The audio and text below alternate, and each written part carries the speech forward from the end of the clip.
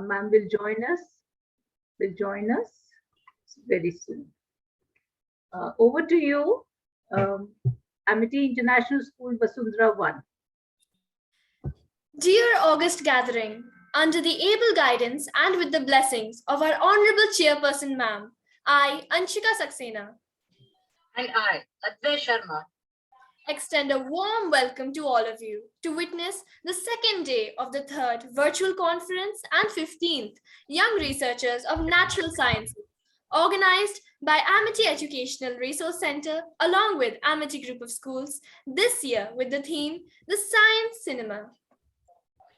Whenever we embark upon a journey, we seek the blessings of the Almighty.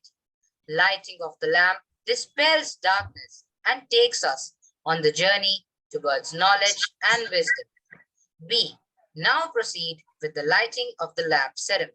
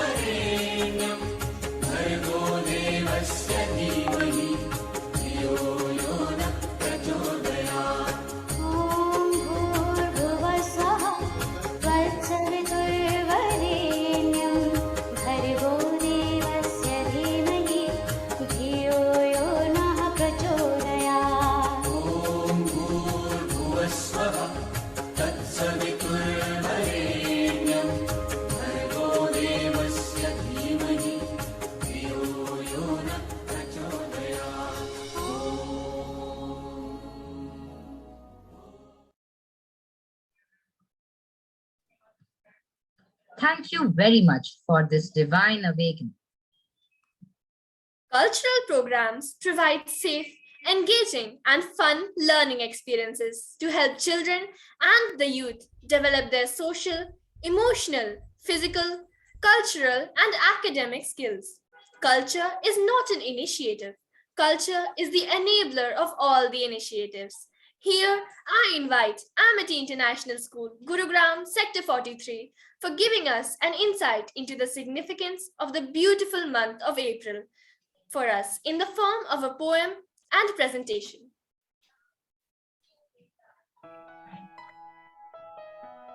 The month of April is so inspirational. It kindles and it inspires and is so motivational.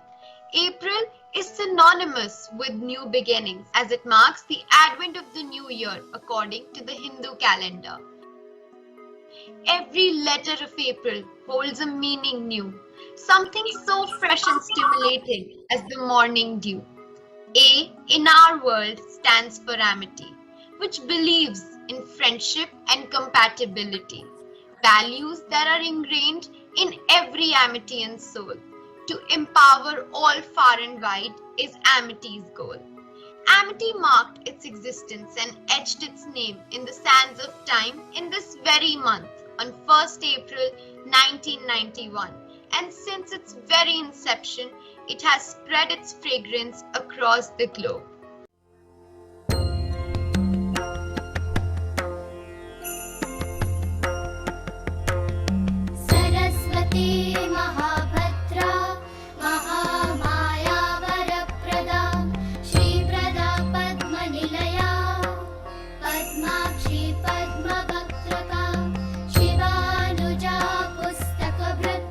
ज्ञानमुद्रा Rama परा Kamrupa Mahavir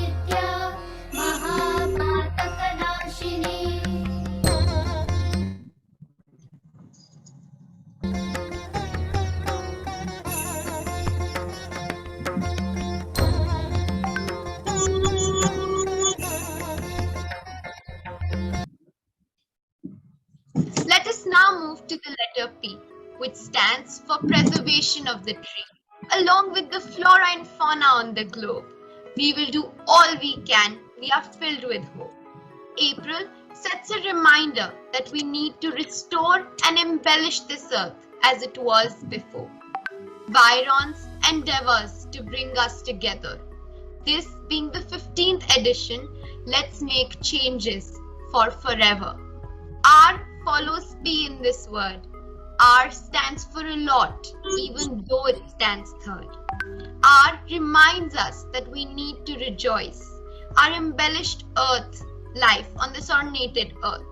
We celebrate the land, its harvests, and its presence.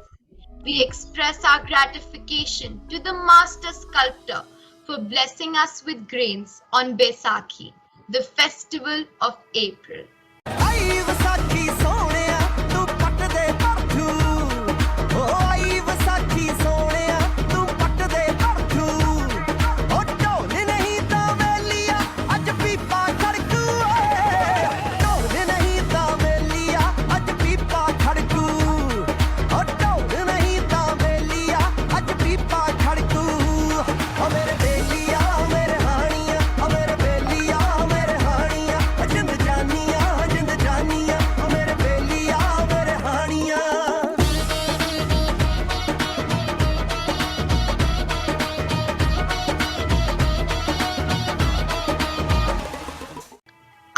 Acknowledges the importance of being international, globally connecting all, spreading the message of love and brotherhood. L is for our most revered and cherished leader, Dr. Mrs. Amita Chauhan ma'am, who was blessed to be born in the month of April on the 27th. Leader who is an entrepreneur.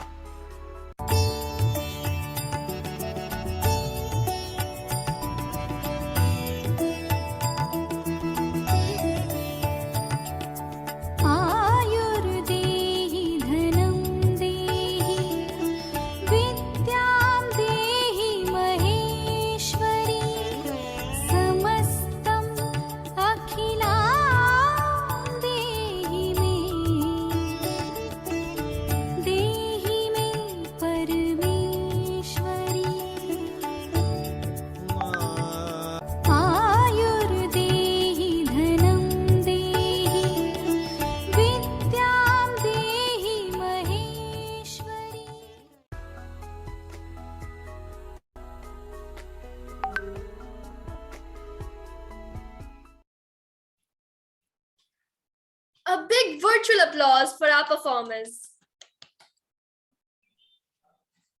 Now I request all the participants, teachers, and distinguished guests to switch on their cameras for a group photograph.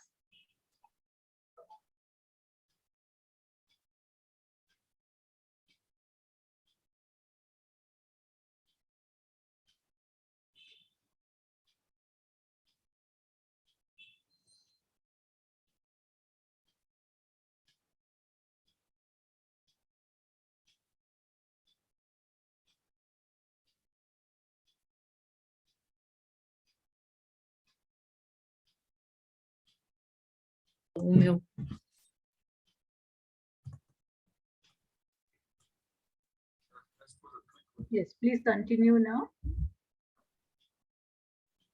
Thank you, everyone.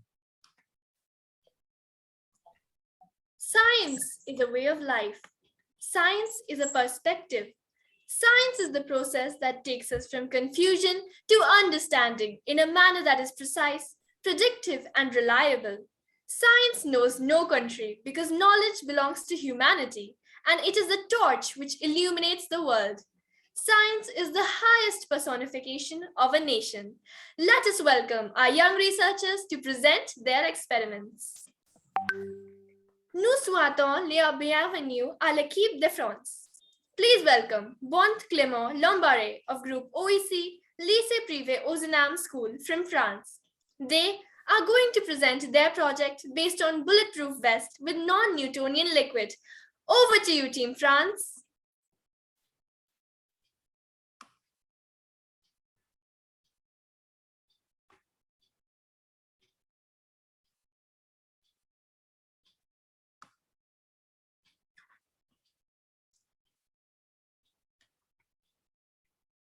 Hello, can you hear us? Yes, we can hear Yes. you. So hello everyone. We will present you our project about a bulletproof vest with non-Newtonian liquid.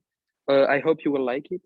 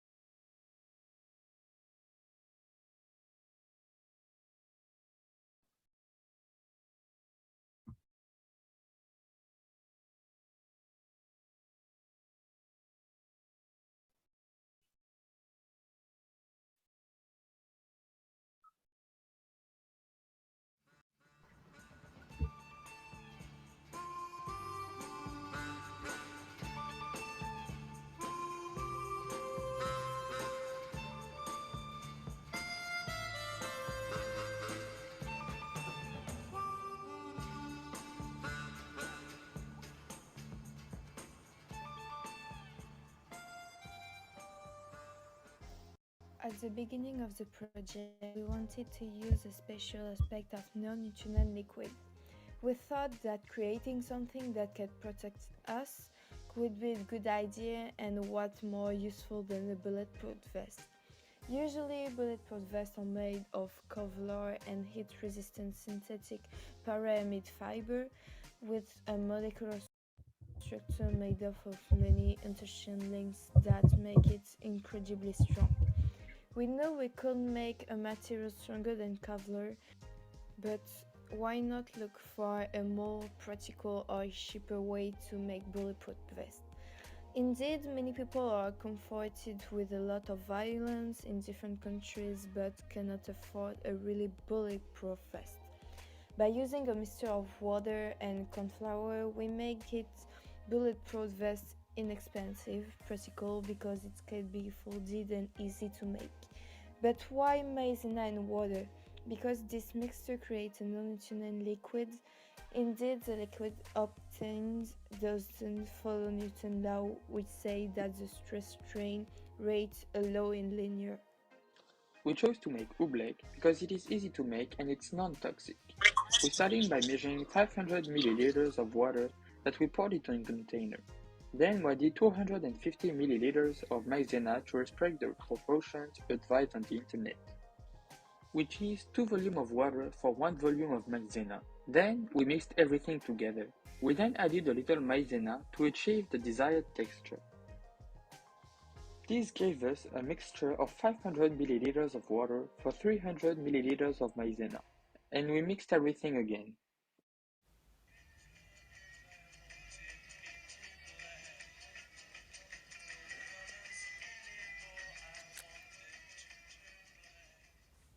We first tested with a 7-joule refill in an empty glass as a control, and it broke. Then we tested by shooting horizontally in a push field with non-Newtonian liquid. We started by filling a pocket and then we put it in between two boards of cardboard that we screwed together to adjust the spacing. We clamped the two cardboard boards together to keep the cardboards upright. Then we placed two concrete bricks behind the test for safety. Finally, we also removed the two boards of cardboard to obtain a maximum thickness. Between each test, we have to put a piece of paper on a plastic bag so that the bag wouldn't empty its liquid. We did the test with a 7 joules rifle. The glass bottle did not break with a thickness of 4 cm, but it broke when we used a rifle of 20 joules and 3 cm of liquid. We did different tests with different liquid thickness by changing the distance between the boards and the screw system. But even with the maximum thickness reached by removing the cardboard boards, the bag of liquid was pierced. As it is, our bulletproof vest could be used to protect oneself against smaller shots such as airsoft shots. Indeed, airsoft shots cannot exceed a power of 2 joules according to French regulation. The main problem of our project is that when we shoot on the liquid, the bag is pierced and the liquid starts to come out. To this problem, we have no real solution except to make the container out of Kevlar.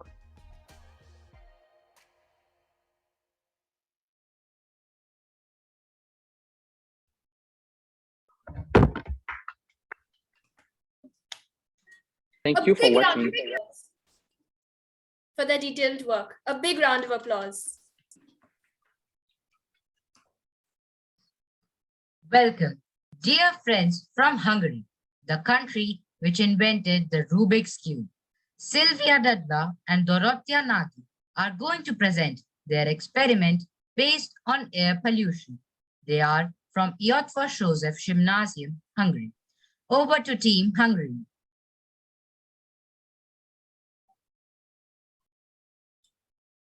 Thank you for the kind invitation and the kind introduction. Dorka's gonna present our project just in a minute.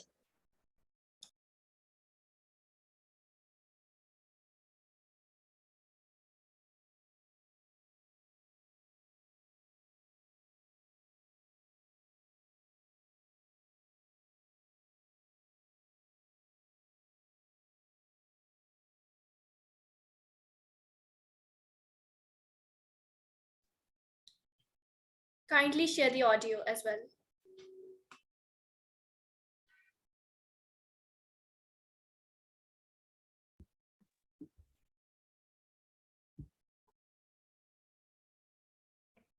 I hope it works now.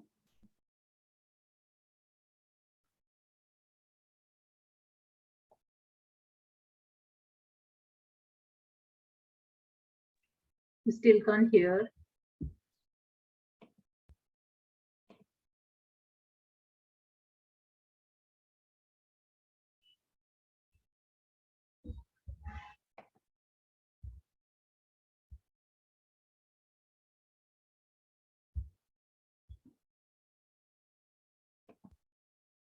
I'm sorry.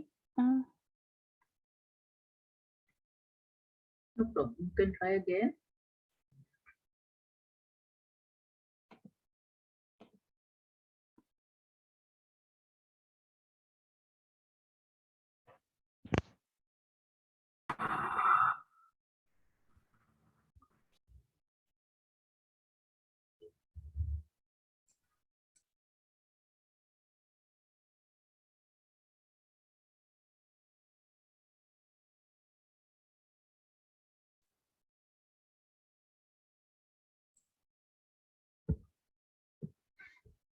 Hi, everybody. Maybe I can help. Hello, Carmen. Yes, hello, Carmen. Hello. Nice to meet you here. Hi. Yes. Maybe I can help her. She has to share sound. Yes, when she shares screen, there is an option to share sound. So maybe she has to do the that. same time. Yeah, at the same time. Thank you very much. We'll try again. I think I found it. Okay.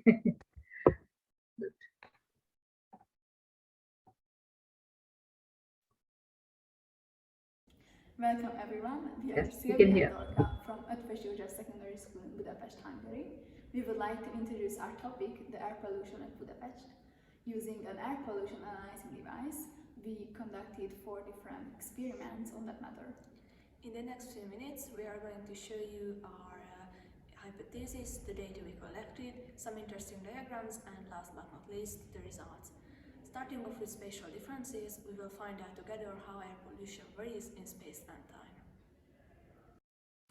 In the first part of our video, I would like to talk about our experiments connected to the alterations of air pollution in space.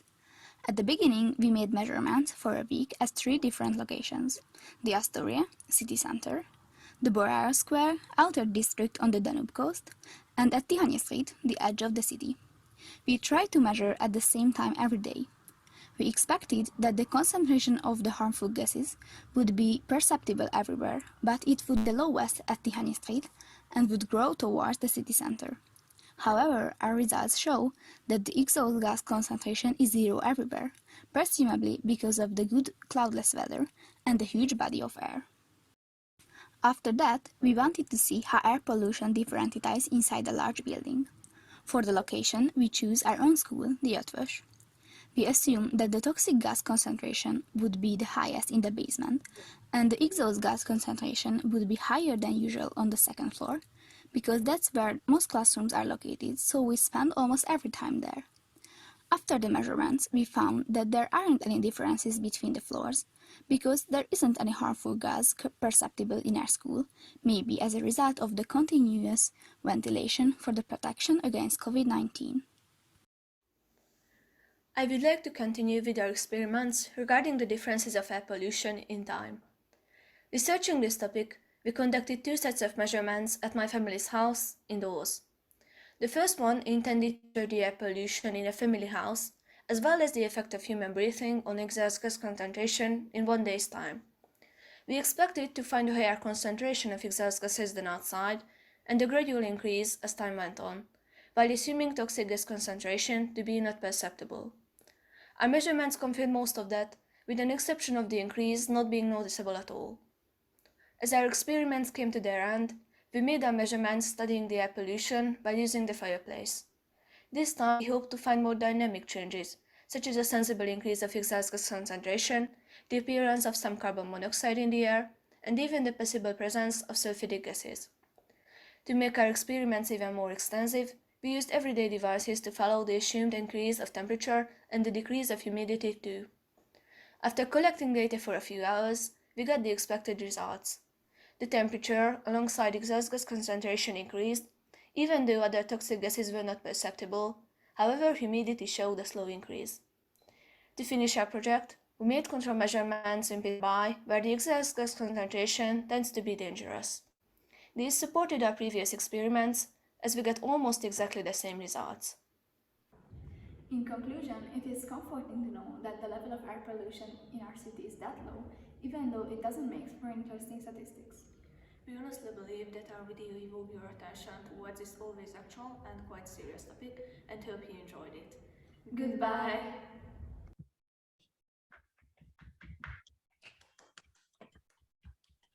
Thank you for your presentation. They deserve a big round of virtual applause. The next team is from the country, which is famous for its beautiful landscapes, lakes, and dramatic scenery. It is a perfect place for adventure seekers and nature lovers. Yes, you guessed it right, Slovenia. Maja Dikleva of Solsky Center, Postojna, would show us how hydrocarbons are similar yet different at the same time. Hello everybody, I'm Laura and today I will present you and show you our video. We are students from Postojna, Slovenia, and later I will tell you something about the use of hydrocarbons.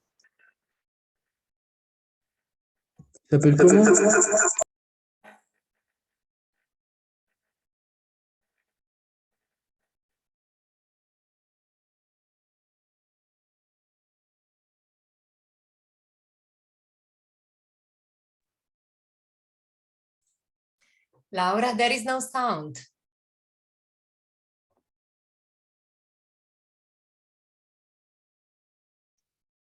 Yes, my friends are showing the video, Urshka and Julia.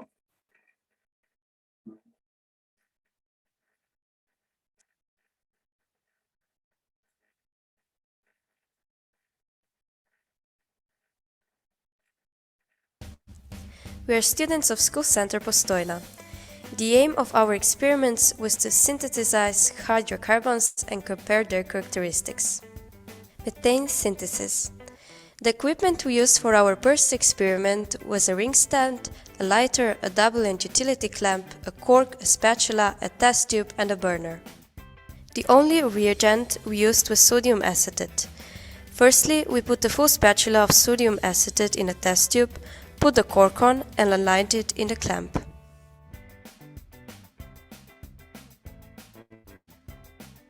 Then we lit the burner and carefully started to heat the test tube where the substance was.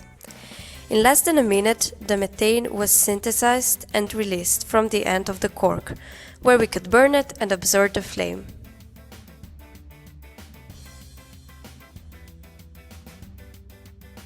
Ethene synthesis. For our second experiment, we used reagents such as ethanol, water solution of bromine, potassium permanganate, and aluminium oxide that works as a catalyst. Firstly, we put a small piece of cotton patch into a test tube and poured a few drops of ethanol over it.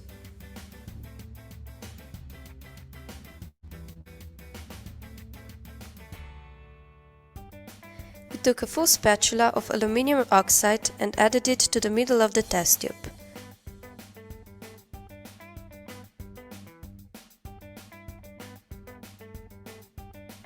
We filled the other two tubes, one with water solution of bromine and the other with potassium permanganate, and connected them.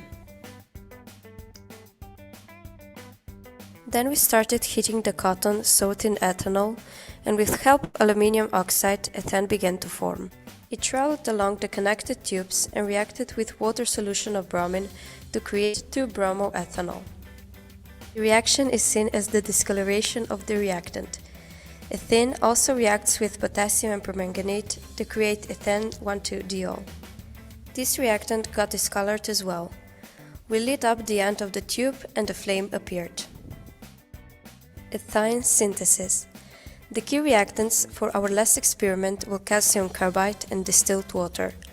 We also used a water solution of bromine and potassium permanganate for ethane to react with them, same as ethane did earlier. We put some calcium carbide in Erlenmeyer flask, added a drop of phenolphthalein and poured some distilled water over it. The ethane was synthesized immediately. The reactions between hydrocarbons and potassium permanganate or water solution of bromine are very important because they separate alkanes that don't react from alkenes and alkynes that do react with these substances. All three hydrocarbons are inflammable. Methane is burning with the weakest and the clearest flame, as the flame of ethane is the brightest and the most ashy due to the proportion of carbon in the molecules.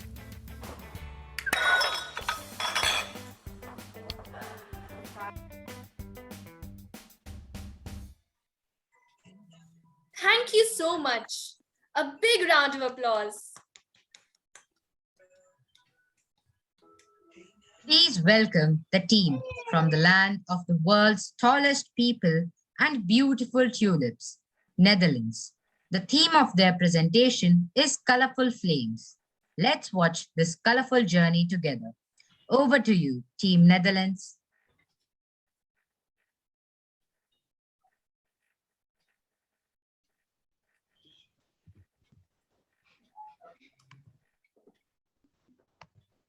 Is het enigszins zichtbaar? Is het verkeerd? It's not shared. Fine.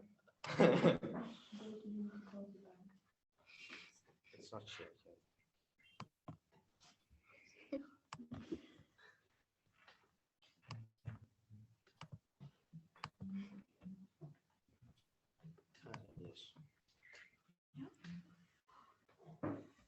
Yes, welcome to our presentation about colorful flames. This will be presented to you by Iris van Puijenbroek, Martijn Beek. Aniek Odelands and Floor Julesbos. What did we use? We used a large Bunsen burner and we used a match to light up the fire.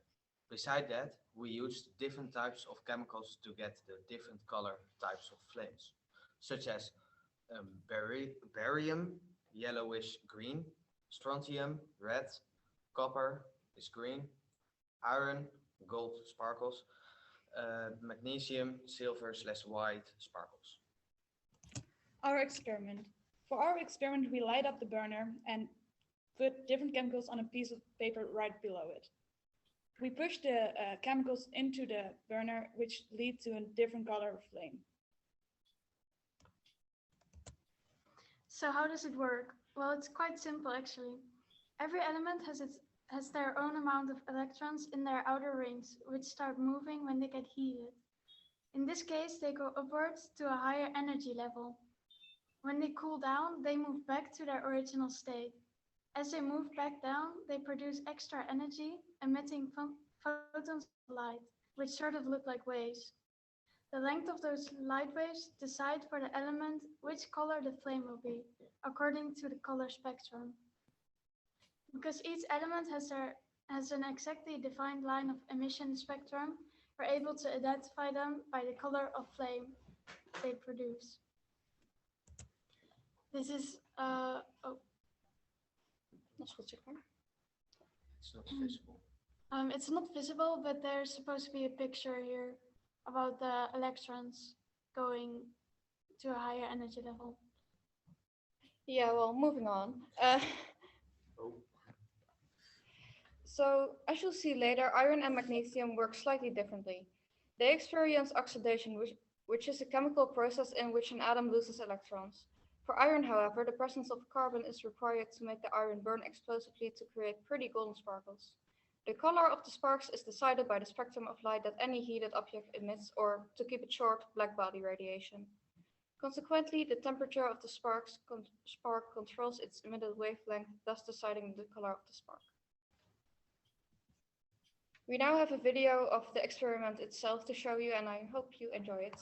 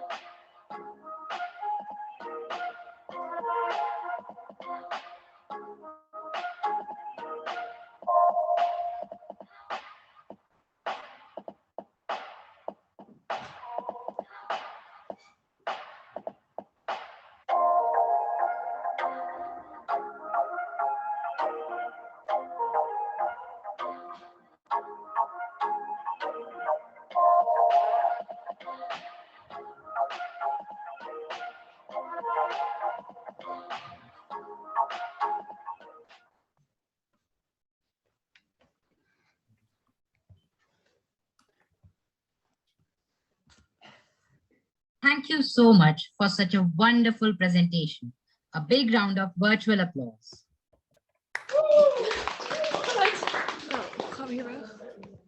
I think the Slovenian team wanted to speak something after their experiment.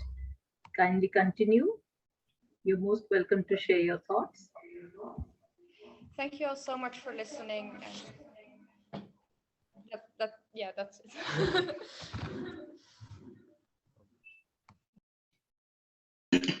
Hi, so we wanted to say a few words after the video. I think Yes. Laura will tell. Are you ready?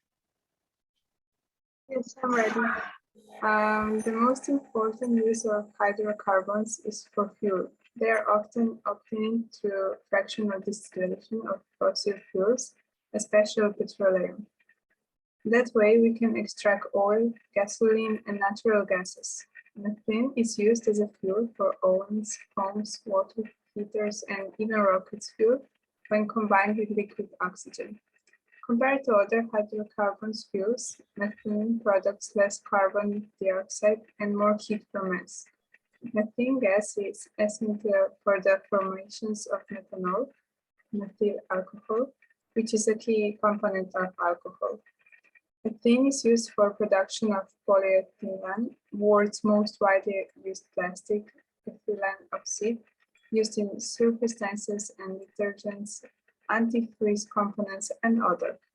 Ethylene is used for flame welding, cutting metals, and in acetylene carbide lamps, which were once used by miners. So that's it, and thank you for your attention. Thank you so much for the wonderful conclusion. Over to the compares now. There are a few things certain in life. One is change, and the other is waste.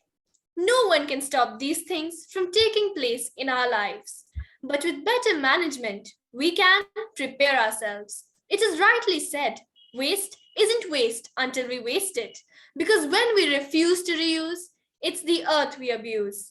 Now, I would like to invite Ms. Pia Gujral from Amity International School, Gurugram 43, Haryana, to present her research work. This Indian team would show us how to make toys from trash and make this earth a playful and beautiful planet.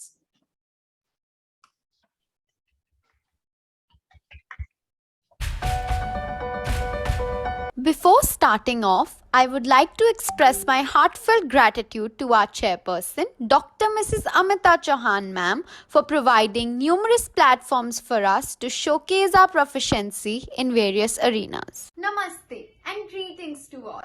Today, I, Pia Gujral from Amity International School, Sector 43, Gurugram, am going to present my YRoNS project on the topic Toys from Trash. Toys from Trash aims to engage students in hands-on learning and encourages them to imagine and be creative. Toys from Trash is a project that gives students an opportunity to build their own toys and tools to understand the basic science and mathematics concepts. In this video, we are going to on a very basic mathematics concept of angles and geometrical shapes. So let's get started. For this activity, we require only two things: a few wooden sticks and a rubber tube. First, start by cutting the wooden sticks and the rubber tube into small and equal pieces like so. For making a flexible angle joint, take two wooden pieces and join them using the small rubber tube piece like so. You get a straight line. Start moving your joint in this way. You first get an acute angle, then a right angle, now an obtuse angle, a straight angle, and last a reflex angle. Simple and fun, isn't it? For making the geometrical shapes, start adding wooden sticks to this angle joint only. Take 3 sticks and we get an equilateral triangle. With 4 we get a square, 5 and we get a pentagon, 6 and we get a hexagon. Now take the square that you made and tilt it this way. You get a parallelogram. Now rotate it this way and you get a rhombus. Take the pentagon and push the edges in this way and you get an isosceles triangle. Take the hexagon and pull it outwards and you get a rectangle. I tried out this activity with my friends and we all worked in a team, learnt a lot and enjoyed ourselves. See, isn't making these so easy and fun while educational at the same time? So be creative and make as many as you can because the sky is the limit. A big round of virtual applause for these young innovators.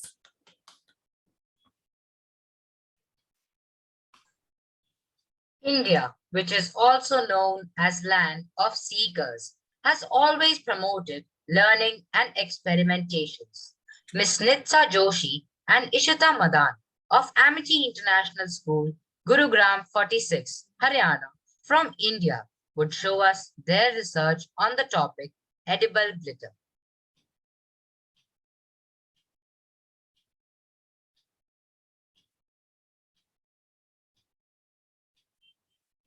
To perform the experiment of edible glitter, we'll be using 1 tablespoon of corn flour and a quarter cup of water. One may use 2 tablespoons of the flour, then add half a cup of water, but be wary of the measurements. We'll be mixing these well in a pan before heating on the stove. Make sure no lumps of the flour are left in the mixture and mix vigorously. We'll be turning on the flame and heating the mixture. After transferring the pan to the stove, we add another cup of water or 2 cups according to the quantity of flour used. We continuously stir the mixture while it heats for about 10 minutes. The mixture has started to thicken and become transparent. We'll be heating it for another 5 minutes. The mixture must be jelly-like thick and transparent before it's ready. We can see it has further thickened and we see the cool down residue of the mixture on the edges of the pan. Now we know we have reached the right consistency needed to carry forward the experiment. After pouring the mixture in a bowl, I'll be mixing 1 teaspoon of beetroot juice for the red color. Various fruits and vegetables like carrot, blueberry, strawberry, spinach can be used to procure various colors.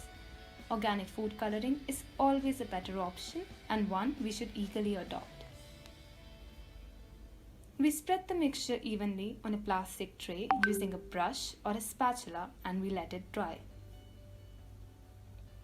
Roughly 24 hours later, it has completely dried up. We now crush it with our fingers to put it in the grinder. Make sure the grinder is completely dry. We'll be grinding it for not more than 20 seconds to obtain a fine powder. Edible glitter is an easy to make, safer and a better alternative to the synthetic glitter prevalent nowadays. It is equivalently beautiful and shiny as well. With COVID-19 and working from home becoming the norm, it is very hard to engage children in activities to keep them busy. And what better way to keep a child engaged if not art and craft? Don't children love playing with glitter? But playing with glitter can get risky if a child ingests it. Women, on the other hand, love experimenting with cosmetics, applying glitter on their lips or nails. Yet again, ingestion is possible and very harmful. Cakes and pastries and all that we love to bake can be topped with glossy glitter to enhance the visuals, but not with synthetic glitter, no. All these reasons are what we had in mind when we performed the experiment of edible glitter. Now we know experimentally that edible and organic sparkling glitter is very much possible.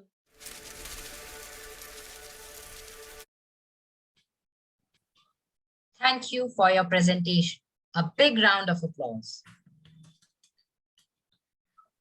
This is the second team from Slovenia, but it is from Idrija, which is known for its mercury mines and the production of laces. Now, I would like to invite Team Slovenia from Gimnazia Julia Vege Idrija to present its research work. Let us watch their story of 4 seasons through 4 experiments, each connected to one of the seasons. Over to you. Hello, my name is Gregor and I come from Slovenia. Today I will show you the video I made with my schoolmates Jonas, Urbant and Kaya.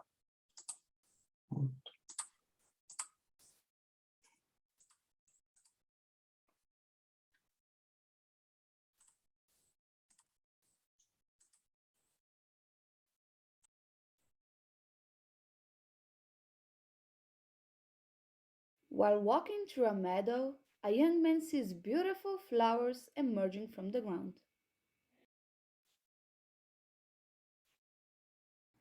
When salt is added to a solution of sodium silicate and water in a ratio of 1:1, the salt slowly begins to dissolve. A silicate coating forms around it, which stops the solubility. However, due to osmosis, the water enters through the wrap, which bursts in certain places. The salt dissolves further and the crystals continue to grow. We have observed changes in color and reaction rate of all four salts. In addition to the color of the crystals, the sizes have also changed. The following salts were used: cobalt 2-chloride hexahydrate, calcium chloride, nickel 2-chloride hexahydrate, and iron 3-chloride. The temperature is rising, and he meets friends at the campsite. They gather wood, light a fire, and start singing and dancing around the fire. Methanol is a chemical compound. It's the alcohol with the shortest molecule chain. Under room conditions, it is a colorless, volatile, and highly flammable liquid. It burns with a non-shining, bluish flame. Its flame can be colored with salts of alkali and alkaline earth metals or with boric acid.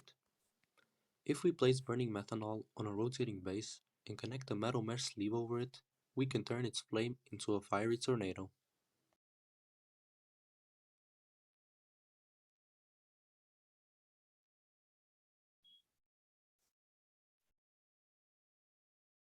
As the school starts, he notices the trees changing colors and shedding their leaves. Pour approximately 300 milliliters of prepared solution and 1 dropper of potassium permanganate solution into a 600 milliliter beaker.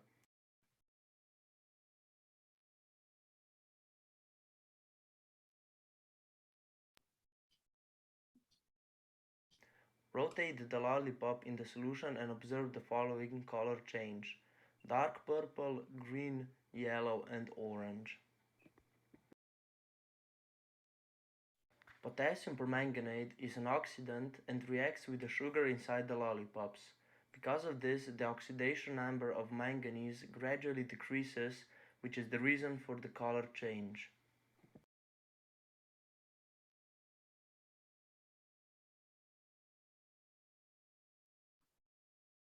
The blistering cold is chilling him to his bones. He sits down, watching the firewood burning in the fireplace. Connect the sharpened pencil to the alligator clips and connect it with chamai. Turn the chamai on and wait for the pencil to start burning. The wood burns down and the remaining graphite starts shining.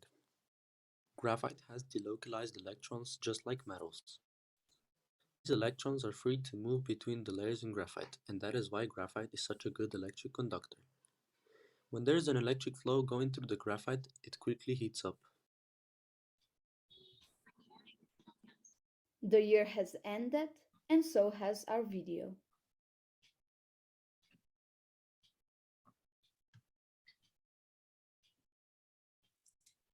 Thank you for such a wonderful presentation. A big round of applause for the research.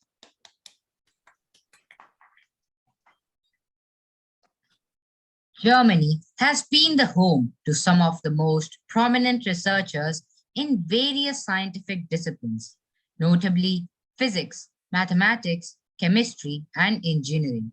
A well-known name is Albert Einstein. The students of Nicola Vonque Gymnasium, Germany, are going to present their experiment on the theme From Rags to Riches and Back. Let's welcome Team Germany. Over to you. Hello everyone, I'm Lisa Chekai and now we will present you our film which is about broke students who try to get rich with science. And now I'll share the screen.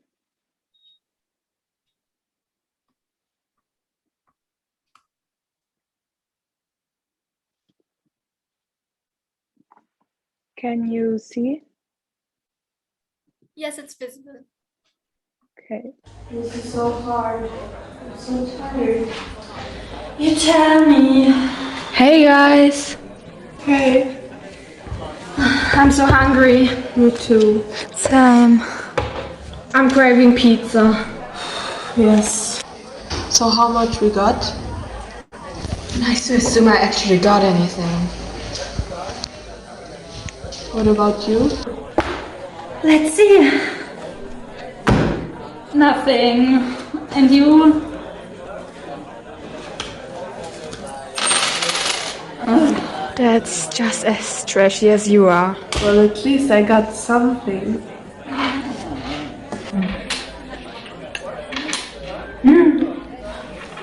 I think I got an idea. Spill it. Do you know King Midas? You see, he turned everything he touched into gold. So how about we turn those more or less worthless copper coins into gold? What you guys think? I think you're crazy. Actually, I heard about it. I told you I'm not crazy. So, let's go. What you waiting for? What do we need? We need a beaker, a pair of crucible tongs, a Bunsen burner, a bit of sodium hydroxide solution, some zinc, and a copper coin. So what do we have to do? Well, first you need to put some zinc into the beaker. Then you'll have to add some sodium hydroxide solution to it. Now you'll have to mix it well. Start the Bunsen burner and heat up your mixture.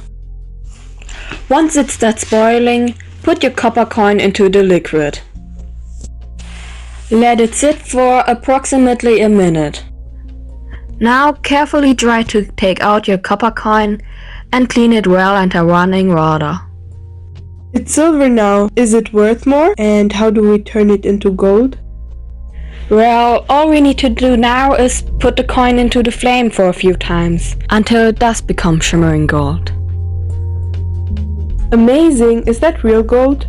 Even though one might think that a copper coin turned into silver and then into gold, it's actually just a brass coating. You know what brass is, right? Brass is an alloy of copper and zinc. Its proportions can be varied in order to achieve different properties. What really happens is that zinc is directly absorbed on the copper coin, since there's a great tendency for brass to form. And then what role does sodium hydroxide play in this? Well, that's very easy. As it's well known, zinc, like aluminium, coats itself but a fine but very solid oxide layer. This layer prevents the zinc from being absorbed by the copper and the crystal lattices of the two metals from melting together. The sodium hydroxide solution decomposes this coating with the formation of zincate ions and removes it in this way. Now, the mixing of the metals induces the formation of brass can begin. When heated, the metal atoms from the metal lattices are mixed with one another even more quickly. Brass formation can begin. Guys, we did it! Yes! You know what comes next? I know a good restaurant. Let's go! Guys, I need to go to the restaurant real quick. Oh, you know what to order for me, right? Yes. What would it be for you tonight? I'd like to have 3 large pizzas. Of your best. Thank you for the wait. Here's your dinner, ladies. If there's anything else you need, I'll be over there. Just give me a call. Waitress? Yes, you called? We'd like to pay immediately. Of course, that will be $180. Keep the change. Is this a joke, ma'am? No, it's gold. I can clearly see those copper coins that somehow turned gold though. Can we still eat pizza though?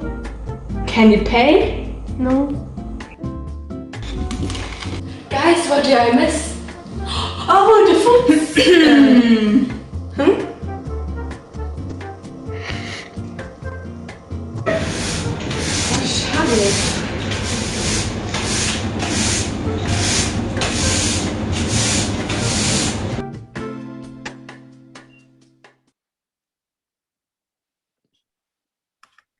A big round of virtual applause for these young researchers.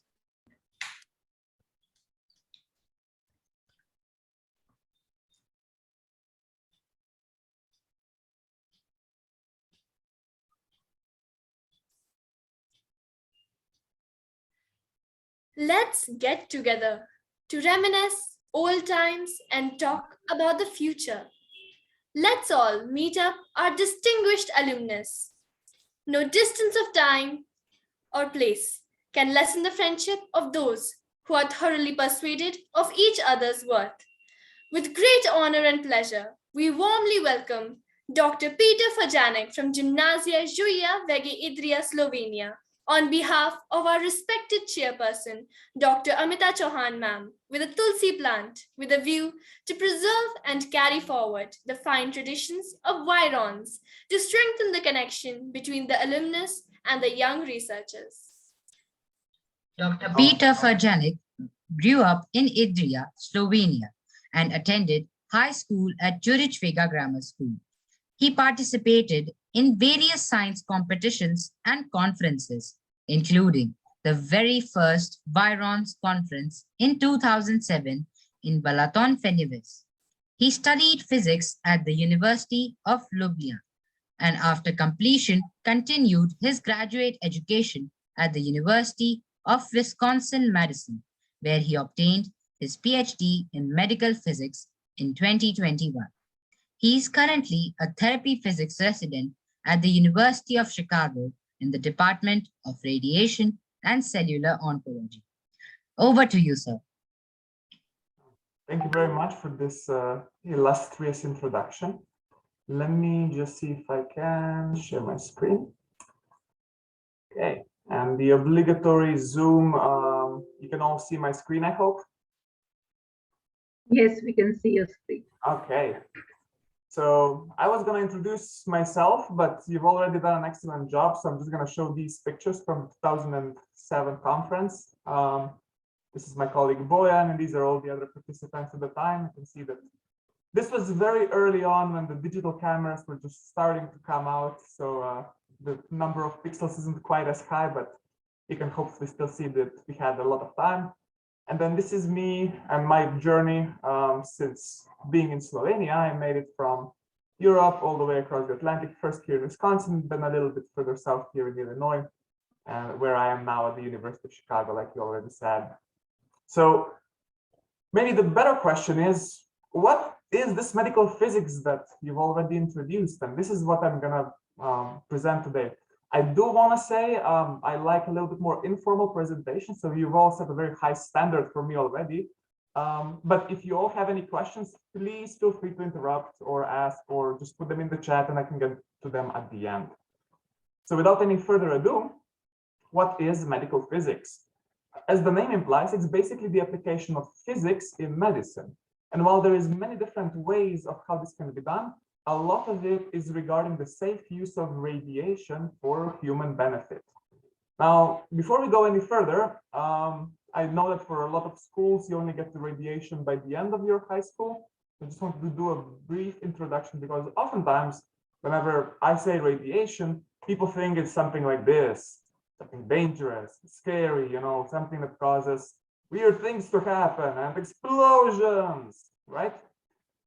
And there is some historic truth to that, but it's not all bad in terms of radiation.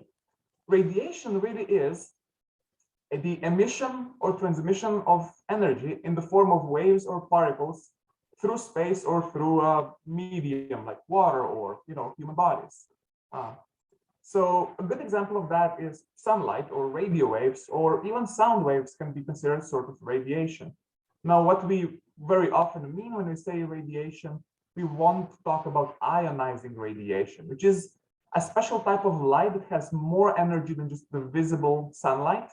And that kind of light can cause damage on a cellular level. So it can be in some way bad to the human body if we have too much of it. And what you can see here is a little bit of radioactive rock. I believe this is uranium in a special chamber that allows you to see these radioactive particles springing out of this piece of rock. Now, as I mentioned, radiation can cause damage, but is it really always bad?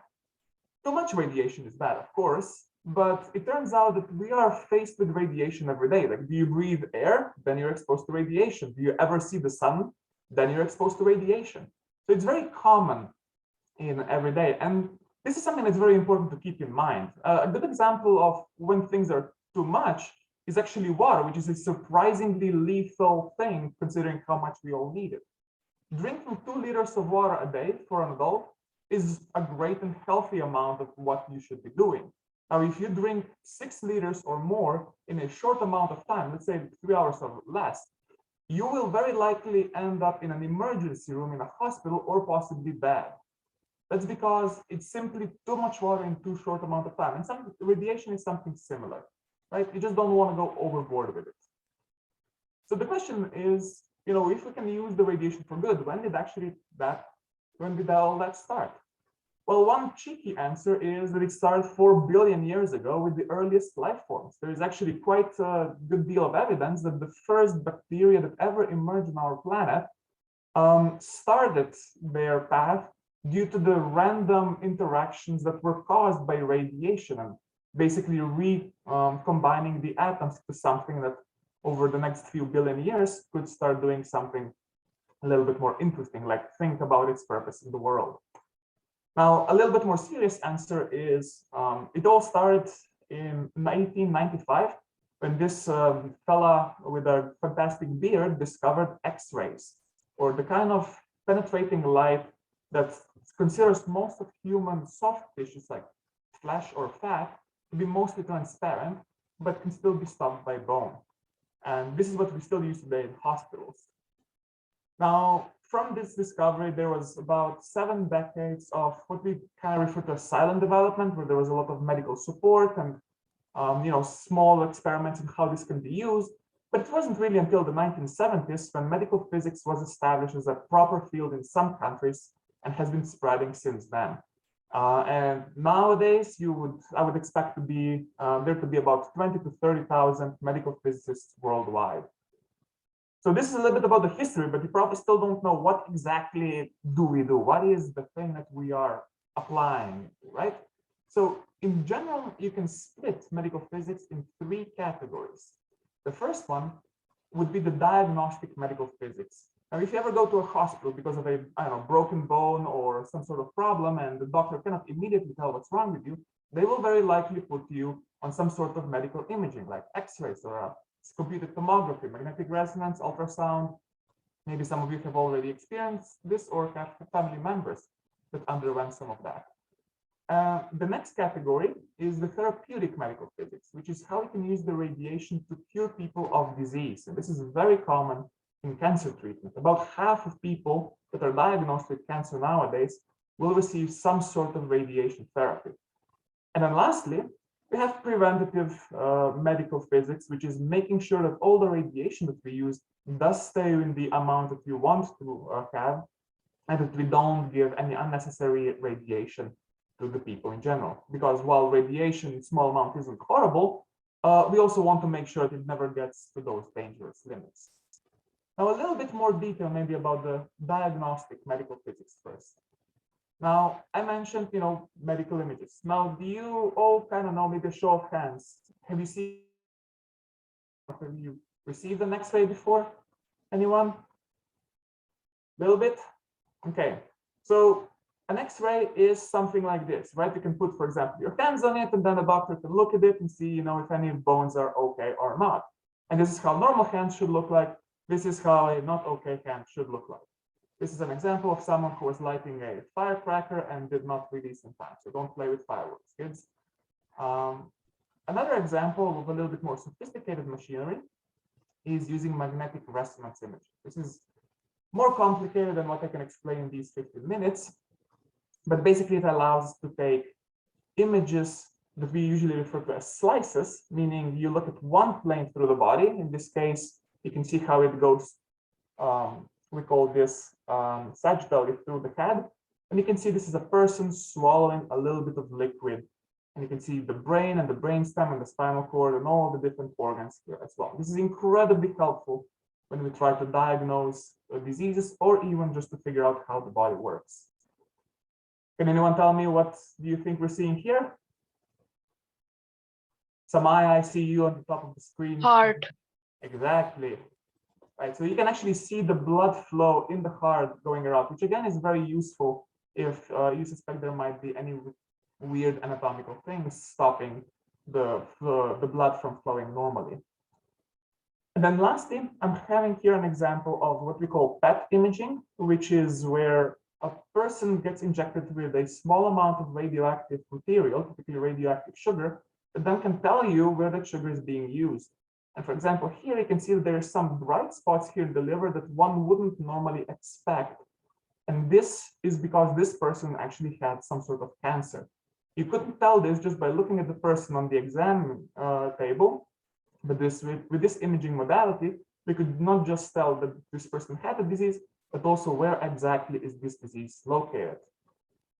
Now, the question is, okay, great, we know how this is, like, what do we do with this? Can we just tell the person, oh, you have cancer, you're out of luck? Of course not. We try to do something that can help this person. What we need to do first is we need to understand what cancer actually is. Some of these images are going to be a little bit bloody, so if you're squeamish about that, maybe look away. But the idea of cancer is very simplified, is that it's cells of your own body that grow and divide uncontrollably and infinitely. They're typically caused by mutations, which are errors in their genetic code, and they can appear in any part of the body. Some cancers are more common than others, for example, melanomas, so cancers of the skin are typically very common in areas closer to the equator, and so on and so forth. It kind of depends on a lot of different factors. And what can often happen is that they would start out small and then grow into something so big and so invasive that they would prohibit the body from doing its basic functions, and they can eventually lead to the death of that person. And while this is schematic, you can see how this cancer is actually imaged in a person, and you can see how this red, obviously irritated growth is here on the side of the colon, and this could eventually lead to a problem. Worst case scenario, what happens is this does not get diagnosed, if the person doesn't go to the hospital, never receives any imaging. And then what you see here is actually an autopsy where they were trying to determine what caused this patient's death, and they found they had this massive lump in the colon that basically prevented the body to function anymore. Now, what we can do is once we figure out where this disease is, we can try treating it. And we can do this either with surgery or with chemotherapy, which is a special kind of medicine that you inject into the body, or you can do radiation therapy. Radiation therapy is really what I'm doing in my residency right now. It's basically using extremely localized radiation to target something that, for example, cancerous tumors, and basically kill the cells that are diseased while at the same time sparing all the healthy tissues around. And it actually works really well. I have right here an example. This was actually a patient that came to our clinic for the first time, I think sometime in November. And then they received another scan I think about a month ago. And what you see here, it's not a great image quality, but this is an axial slice of the brain. So if you imagine what we're looking here is this gray plane that kind of goes through the head like this. So this is the behind part of the brain, with the brainstem would basically start just under this central part here. And what you can see here, contoured with this orange line and the yellow cross, is what we call a metastasis to the brain. So this patient had cancer, and this cancer grew in the brain here in the central part. And this was not operable in the classical way. So this person couldn't go to the surgeon and then get this removed with a scalpel. However, in our center, what we can do is a special technique that allows us to deliver extremely localized treatment into this lesion, while of course saving all of the nearby healthy brain that we don't want to damage. You can see that the image a few months later is here. This orange line still shows the same volume where the lesion was initially, but you can see that you no longer see any of this white and black material. It all looks like normal healthy brain because this lesion was completely successfully treated.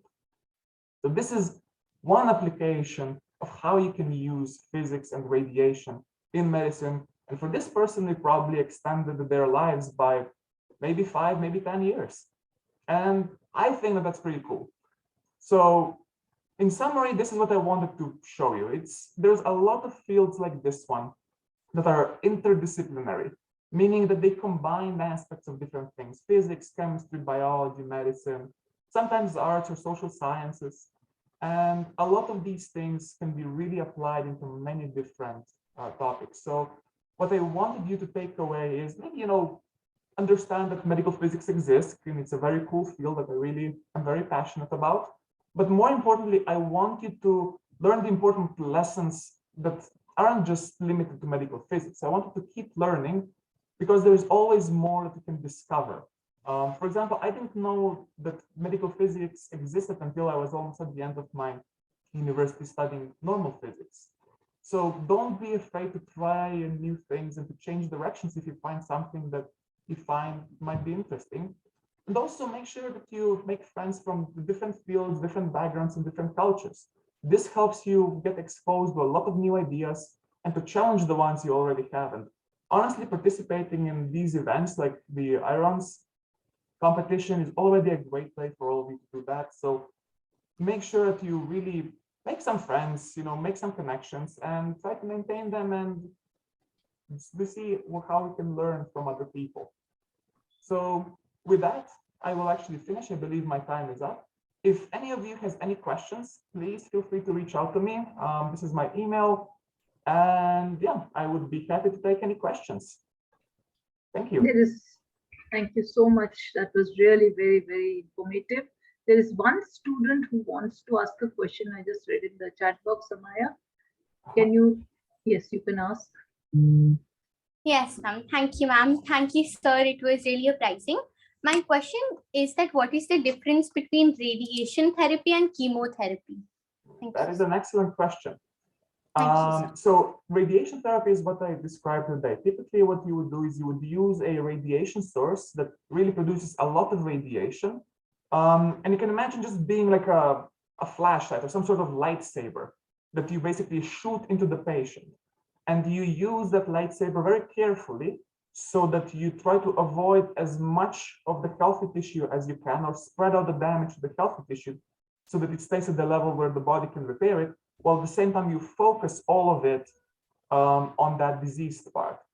Chemotherapy, on the other hand, is more biological, more chemical. A simple way of explaining it would be saying that you take a very specific kind of poison, a kind of poison that really works most effectively on cells that are growing fast, and then you apply that to the entire patient. And then the patient gets very systematically poisoned, basically, but more so in the areas that are growing fast. And the areas that grow the fastest in the body are typically the cancerous cells. So this is a very effective way because it not only allows you to treat the disease that you know that is there, but sometimes you can also treat the invisible disease that might have spread to other parts of the body. Now, the downside of that is that it does damage all of the tissues that are growing fast, most notably hair and fingernails. So a lot of times you will see people that are receiving chemotherapy will be working around with headscarves because their hair might fall out because this chemotherapy, this poison on fast-growing cells will attack the hair just as a side effect as well. So it's very important to balance a good amount there. Thank you so much, sir. You're welcome. Thank you. There is another student, Ishita Madan. So, Ishita, you can ask your question, please. Yes, thank you, ma'am. Sir, actually, I was very enlightened by your session. First of all, thank you. And I had a doubt that if the size of the cancer is very small and we want to give radiation therapy, so can't it sometimes be very difficult to get the exact position and like the placement of the radiation?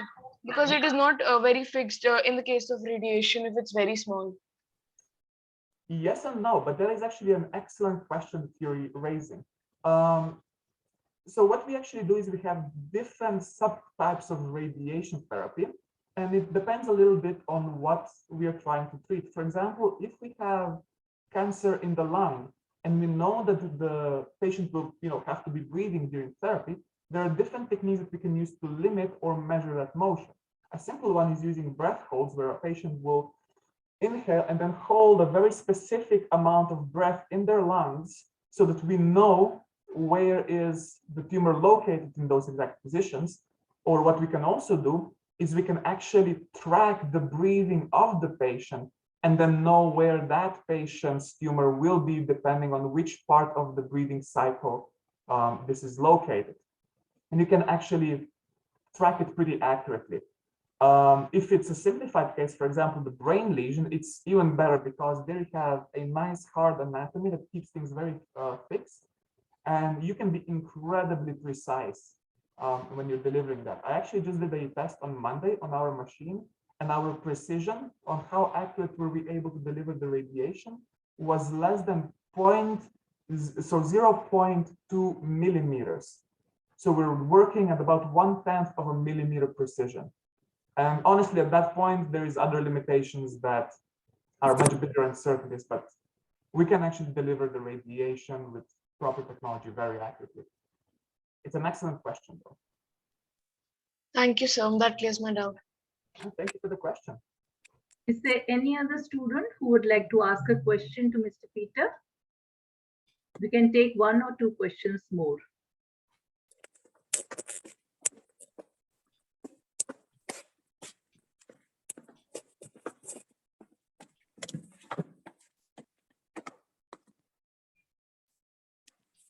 Or if anyone thinks of any questions later on, like I said, feel free to reach out to me, either for medical physics or for any questions about studying abroad.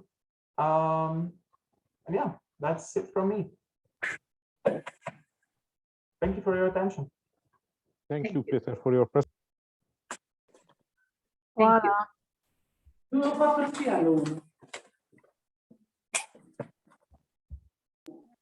Thank you, sir, for your encouraging words. We are privileged to enjoy this moment. Anshika, you Yes, can ma'am. start with the cultural program now. Yes, ma'am. Cultural program. Yes. This is the time to enjoy science through art, dance, and culture. Cultural exchanges allow us to experience the exotic cultures, but at the same time provide an opportunity to better understand our own cultures and traditions. Hence, welcome to the International Cultural Evening. Let's witness virtual cultural exchange. Dance is art. Paint your dream and follow it. Slovenia, a country in Central Europe, is known for its mountains, ski resorts, and lakes. Stay in step with the Slovenian dance scene and its numerous festivals, dance companies, competitions, and more. Whether you move to the beat of the ballet, contemporary, or folk dance, the students of Gymnasia Julia Vege Idria would show us their performance. Over to you, Team Slovenia.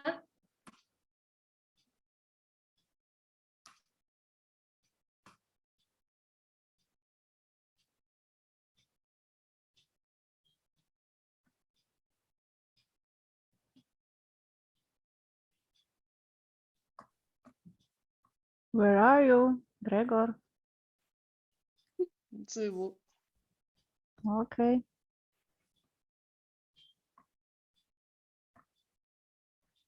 Ne rabiš downloadati, sam zašpili.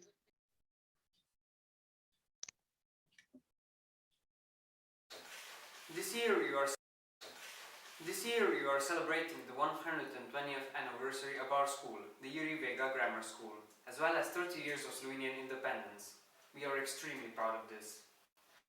And for this, we will recite you our anthem, which in our opinion is one of the most beautiful ones. Spet trte so rodile, prijatelji, vince nam sladko, ki nam oživlja žile, srce razjasni in oko, ki utopi vse skrbi, po trtih prsih ubudi. Komu najpred veselo, zdravljico, bratje, čmo zapet. Bog naša nam deželo, Bog živi ves slovenski svet. Brate vse, kar nas je, sinov sloveče matere. Sovražnike z oblakov rodune našega treši grom. Prost, ko je bil odšakov, naprej ne bo Slovencev dom. Naj zdrobe, njih roke si spone, ki jih še teže. Edinost, sreča, sprava. K nam naj nazaj se vrnejo, otrok, kar ima slava, vsi naj si v roke sežejo. De oblast in z njo čast, ko pred spet naša boste last. Bog živi vas, Slovenke, prelepe žlahtne rožce, in take mladenke, ko naše krvi tekle. Naj sinov, zarodnov, iz vas bo strah sovražnikov. Mladenči, zdaj se pije zdravljica vaša, vina šup, ljubezni domačije, noben naj vam ne usmrti strup, ker zdaj vas, kakor nas, jo srčno branit, kliče čast. Živenajo vsi narodi, ki hrepeneto čaka dan, da koder sonce hodi, prepir iz sveta bo pregnan. Da rojak, prost bo vsak, ne vrag, le sosed bo mejak. Nazadnje še prijatelji kozarce zazdignimo, ki smo zato se zbratli, ker dobro v srcu mislimo. Dokaj dni naj živi vsak, ka nas dobrih je ljudi.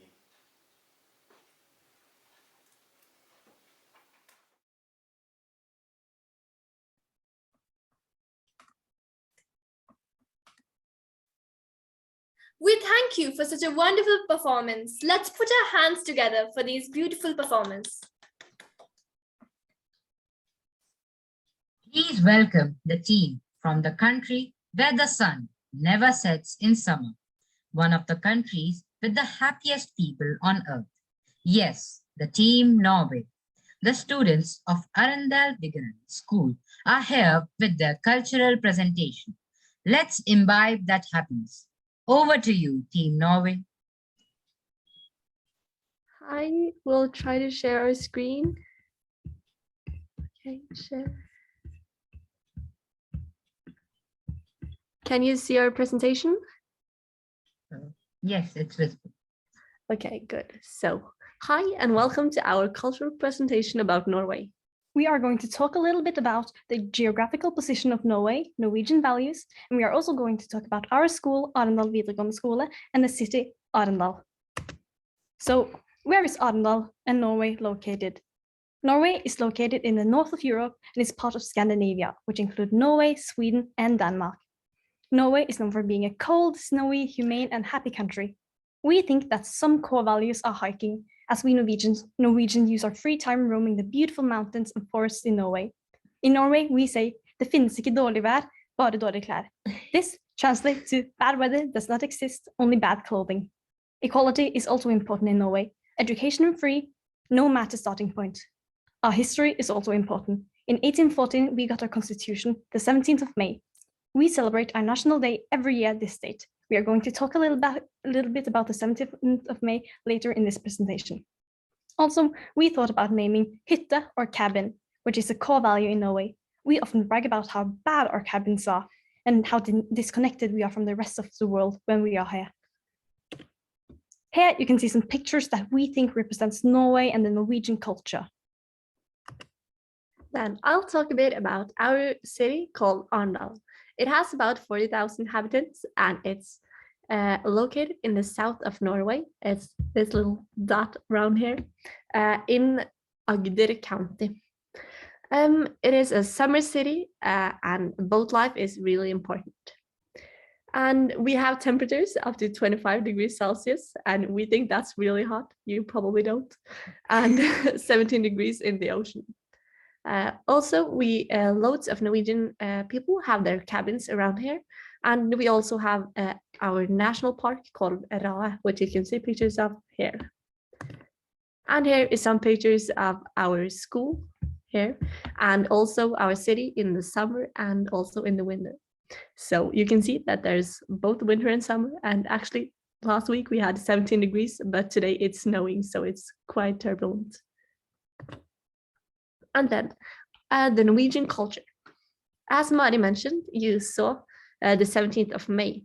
The picture with all the Norwegian flags, of course, are the celebration of the 17th of May. And then everyone wears their bunad, as you can see around here and here. So this is the national costume of Norway. And this is something we all are really proud of and wear with pride. So the bunad at the top is Mari's bunad and the bunad at the bottom is my bunad. And we also have our foods in Norway, of course. You can see at the top waffles and brown cheese and also a cheese slicer, which is really typical Norwegian. We also have smalahove or a sheep's head around here.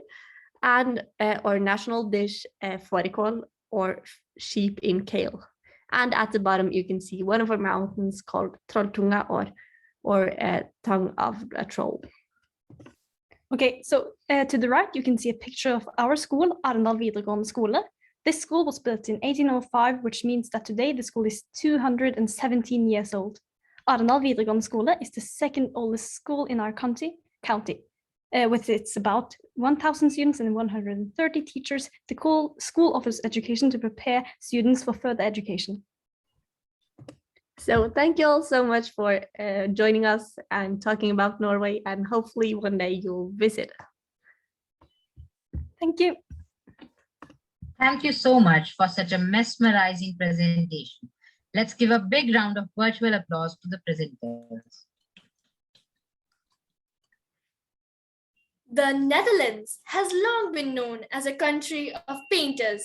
The Dutch have always been pragmatic and are known for their smart solutions, inventions, and scientific discoveries. The popularity of their electronic dance, music, art, design, games, fashion, and architecture has contributed to the creative industry's strong reputation. Let's see what they have in store for us today. Please welcome the students of Het Stedelijk Lyceum for their cultural presentations. Over to you, Team Netherlands. Hi, thank you so much. Okay, I'm going to share my screen. All right. Can you see it? Yes, it's visible. Okay. Okay, hi everyone. This is our presentation about the Netherlands called Typical Dutch. We were supposed to do this with 2 other girls, but unfortunately they are sick at home.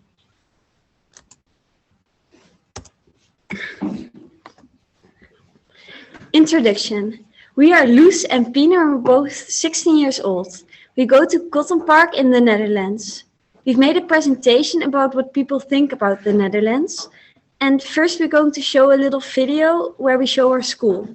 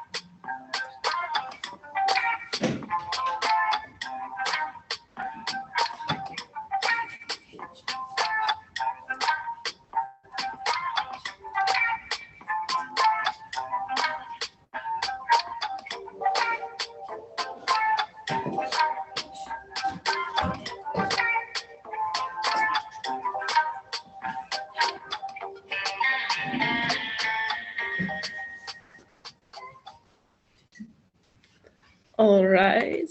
I'm going back to the presentation. Okay, the research. So we were really interested in what people think of the Netherlands. Then we came up with the idea to interview people on Omegle and ask them what they think about when they hear like the Netherlands. For people who don't know, Omegle is a site where you can talk to strangers online from all around the world. You can basically video call someone from a random place. So we went on Omegle and we interviewed some people, and these are our final results. Okay, Of course, there were some unusable answers, like people who didn't even knew about the existence of our country, or people who knew about our country but couldn't name anything related to it. However, we also got some pretty interesting answers. We made a top 4 of the most frequent ones, and these are Amsterdam, weed, nature, and mountains. We will explain these answers in the next couple of slides. Number 1, Amsterdam. The most frequent answer when we asked people abroad what people abroad associate with the Netherlands is Amsterdam. Amsterdam is the capital city of the Netherlands. It's very popular for tourists from all over the world because it's a beautiful city with gorgeous canals. There are also a lot of must-see sites, like the Van Gogh Museum or the Anne Frank House. When you think about these things, it's pretty understandable why people think of Amsterdam when we ask them about the Netherlands. Number 2, weed. A lot of people associated weed with the Netherlands, which was really funny to us. They often thought weed is legal in the Netherlands, which is definitely not true. Weed is illegal, but if the user sticks to certain rules about the amount, they won't get punished. In the Netherlands, there are a lot of coffee shops where you can buy weed. They have to obey strict rules as well. We are also known for the good quality of our weed, and it is used in other countries as well. The nature. Another thing that got mentioned a lot was how green the Netherlands was, and that we have overall beautiful nature. Like tulips, even though they didn't originate in the Netherlands but in Turkey. However, the Dutch certainly takes pride in them. Also, animals are a big part of our country, especially cows.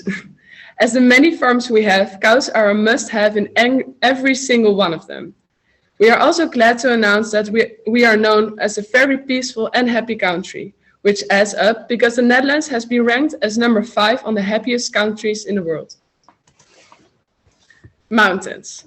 Okay, so there was one thing that was said a lot during our interviews, and that was that people loved our beautiful mountains. Well, the funny thing is, we don't have mountains. For instance, this is the Himalaya, beautiful mountains, and this is the highest place in the Netherlands. So don't ever think there are mountains here, because we are as flat as can be. Thanks for listening. We really hope you enjoyed our presentation and learned something about the thoughts people have about our country. That was a school bell, sorry. And remember, the Netherlands doesn't have mountains. Thank you so much for the enthralling performance.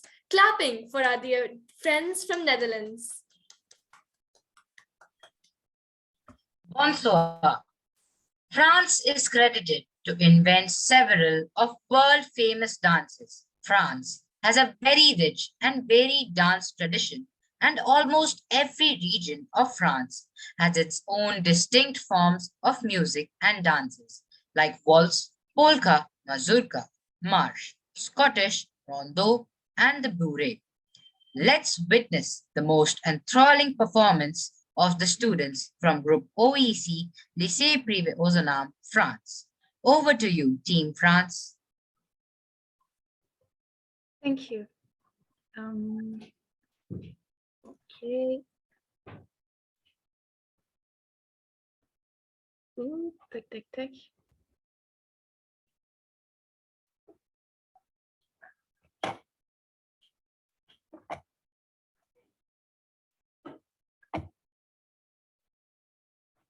J'arrive pas. Okay. Hello everyone, I'm Judith, French ambassador at this YRoNS project. I'm so happy to be with all of you, even if it's in video conference. It's the first time that France takes part in this YRoNS project. So please let me present to you my school, my town, and my country. I'm part of the Ozanam High School in the center of the largest European metropolis of the north of France, Lille. Ozanam is a calm high school and very conducive to work. Our school strongly encourages international exchanges to open students up to the world. Our school is constantly improving, always in search of progress to find the best way to train us, our students, to give the best of ourselves. Therefore, I'm proud to be part of OZNM. The living environment and atmosphere of Lille is very pleasant. We are lucky to have magnificent monuments such as the church Notre-Dame de la Treille, as well as the citadel of Vauban. Lille is known as being European, of course, friendly, smart, connected, natural, artistic, sportive, musical, and who has beautiful legacies. Indeed, we have very good, even excellent universities, operas, theaters, multiple green spaces to develop for a well-being in the heart of the city.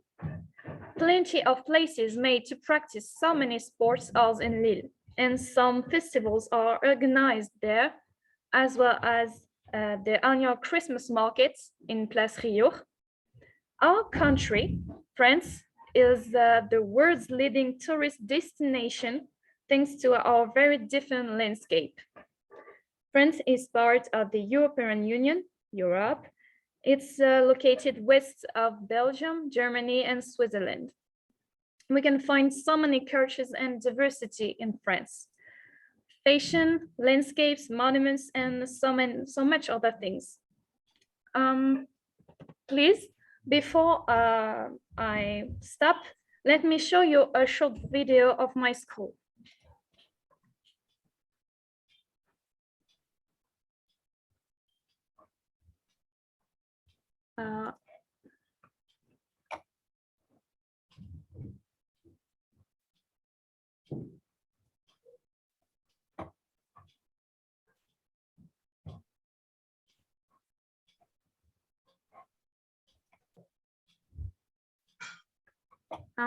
Please let me know if you don't hear a sound.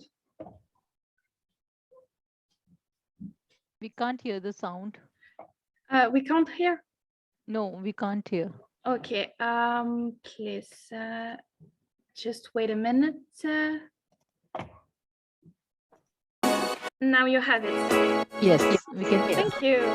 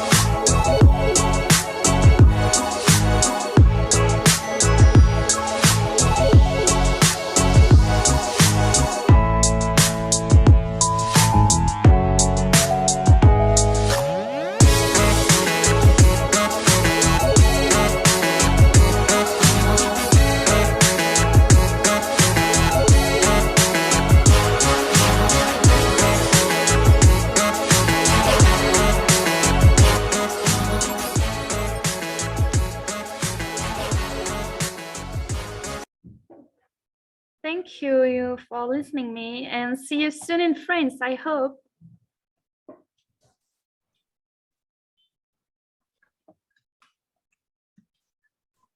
We thank you for this mesmerizing presentation. They deserve a big round of applause. Now, I invite Netherlands for another cultural performance. Over to you.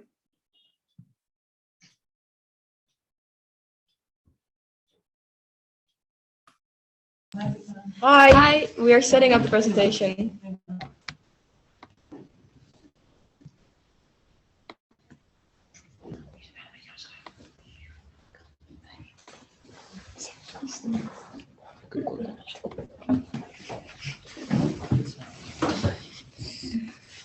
We are going to talk about typical Dutch stuff according to the Dutch students, so us.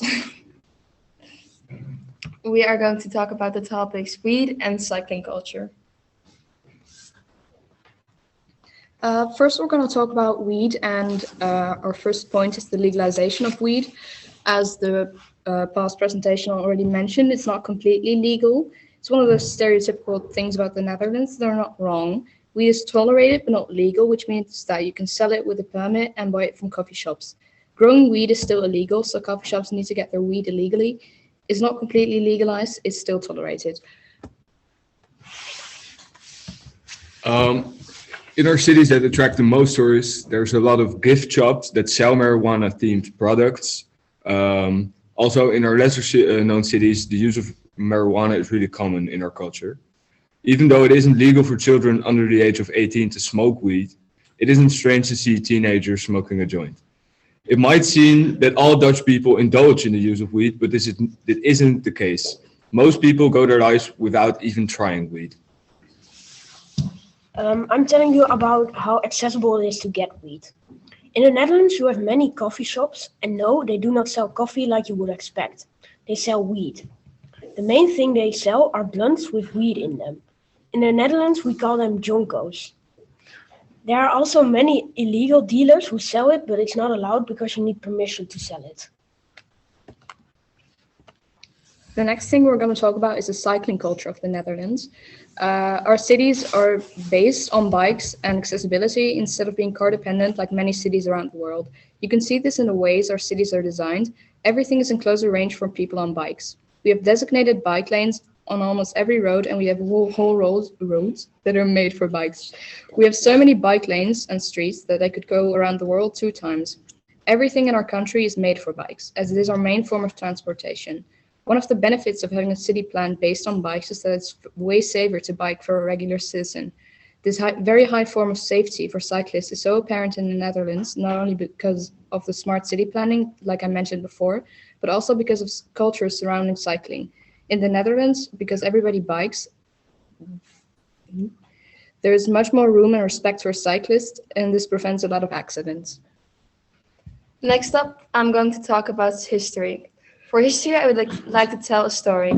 So in the late 1960s, when the whole world was in a very big American influence, an American city planner was called to fix Amsterdam. This was very big because Amsterdam is known for its accessibility by bikes until this day. The changes that would happen would be very radical for Dutch standards, since the accessible bike city would look like a usual car-dependent American city. This plan got the name of the Jokinen plan. Jokinen is the architect that was hired. A lot of big changes would be required for this plan. The canal called Singelgracht would be replaced with a 6-lane highway. 2 very poor neighborhoods would be completely demolished, so there would be more space for highways. All this was based on the idea that citizens would prefer living in suburbs to living in the city center, just like in North America, where the system and these cities were already in use. This plan got cancelled because of the big protests from citizens from Amsterdam. I'm also telling you about all the sorts of bikes we have. In the Netherlands, we have many different bikes. Of course, we have the normal bike with 2 wheels. This bike is cycled the most in the Netherlands. It does not get sold the most anymore though, because that is taken by the electric bike. The electric bike gets sold much more nowadays and are taking over the streets slowly. There are also many cyclists cycling a racing bike. This is a bike with thin wheels, so you can go super fast. There are of course many more bikes but we don't have time to talk about this. Here's also a small, you can't see the photo, but there was a photo of the plan, which you can see the big highways in Amsterdam that were planned. Thanks for listening to our presentation. We hope you liked it. Thank you for the informative presentation. A big round of applause.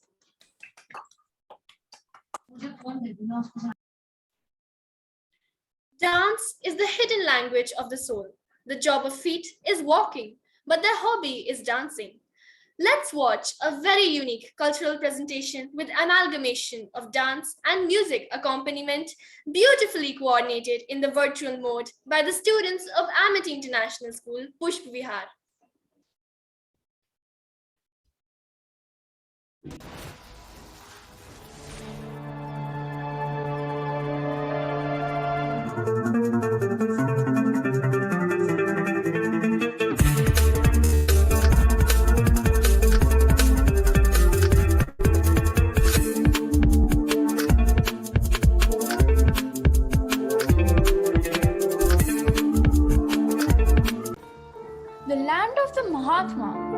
land of the Buddha, the land of myriad cultures, music, dance, festivals and traditions. Welcome to India. स्वस्ति प्रजाभ्यः परिपालयन्तां न्यायेन मार्गेण महीं महिषः गोब्राह्मणेभ्यः शुभमस्तु नित्यं लोकाः समस्तः सुखिनो भवन्तु.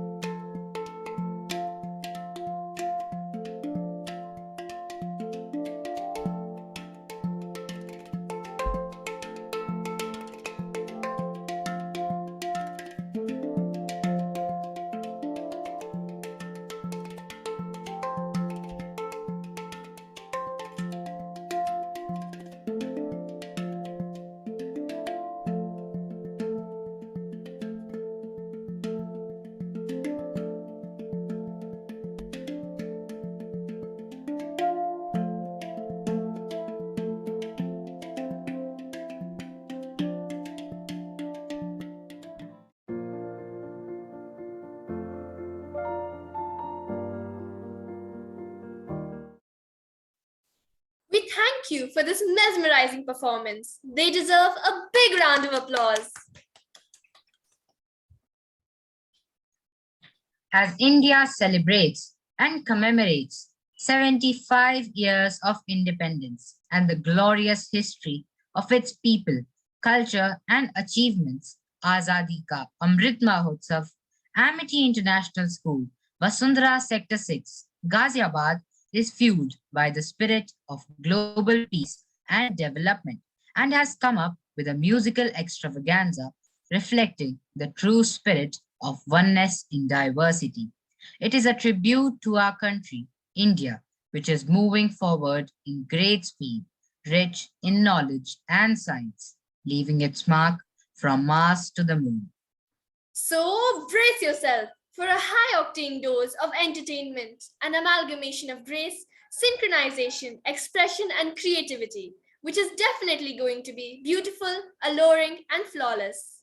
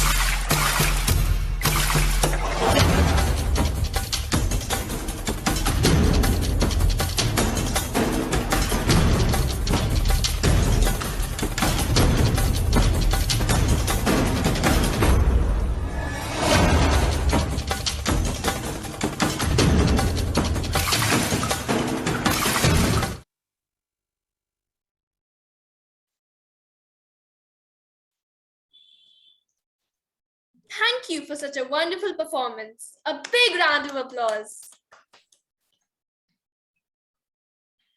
Poetry is when an emotion has found its thought and the thought has found words. Let's listen to the self-composed poem titled A Letter to the Earth by Miss Kasak Jain from Amity Global School, Gurugram, Haryana.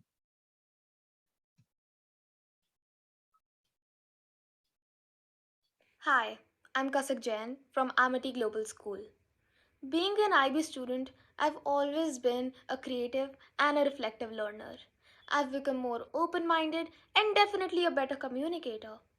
All these attributes that I have gained with my time at Amity Global School, they have prompted me to write and express my creativity through poems. On this note, today I will be presenting a self composed poem called A Letter to Earth. Dear Earth, hi, you made me smile today.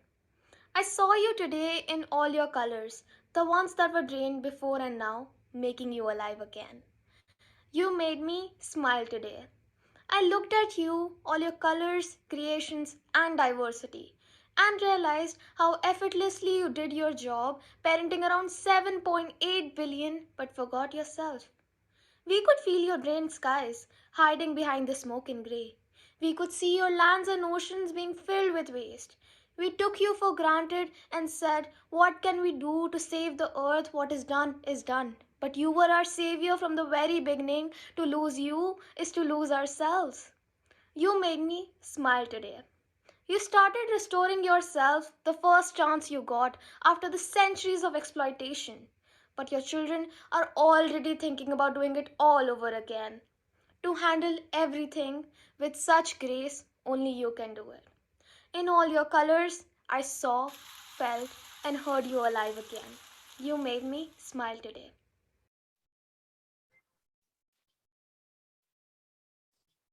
Thank you for such an enlightening composition which provided the clear insight into the feelings of our Mother Earth. Kindly give a big round of applause. If music is the language of the spirit, art is the desire of man to express himself. Let's witness a fusion of the two with a winsome performance by Mr. Atul Dev of Amity International School, Vrindavan Yojana, on piano with a glimpse of some beautiful creations of art.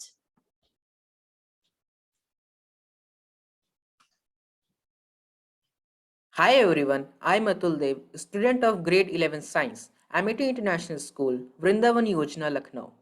I'm very fond of playing piano and a passionate painter. This video is a brief glimpse of my hobbies.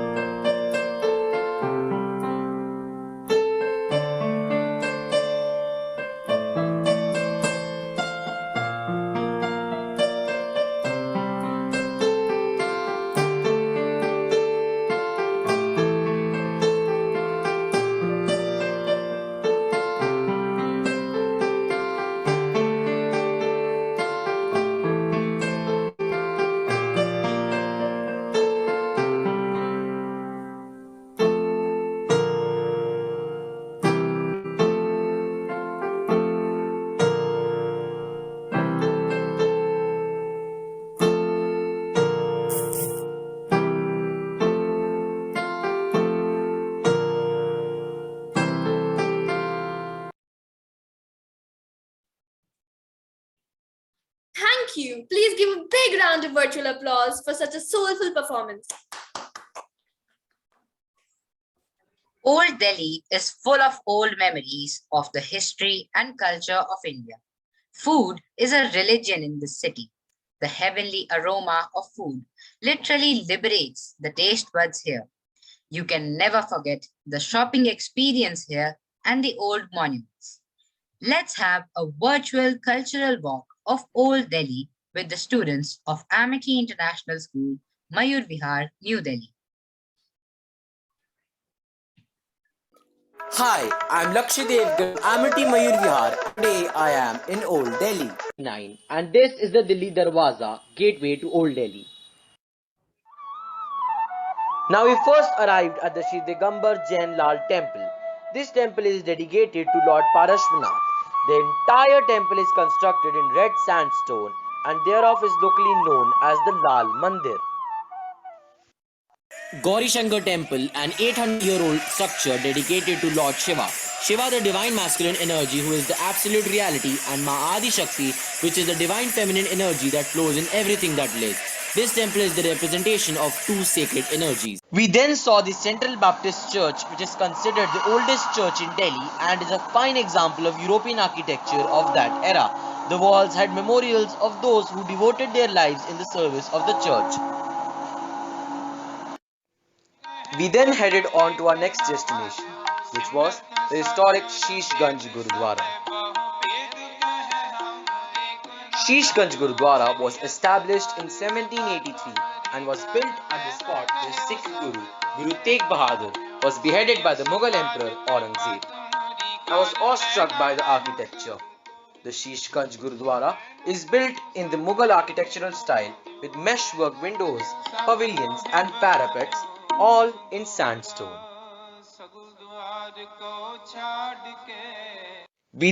Walking down Old Delhi, I can palpably experience the sacred yet secular way of life that vests in my India. We then headed to Red Fort, which is locally known as Lal Killa. It was built by Shah Jahan in the year 1648 and was the abode of his royal family.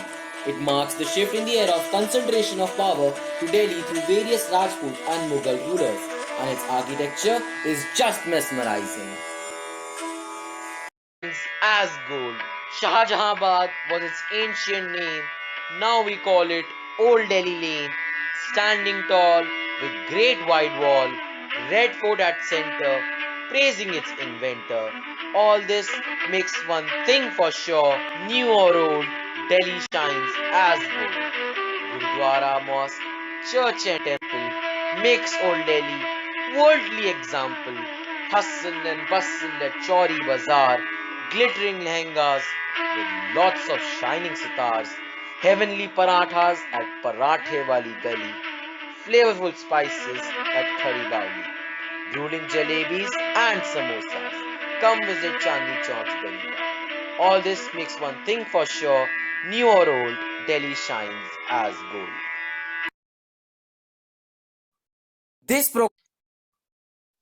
Thank you very much for such a wonderful presentation.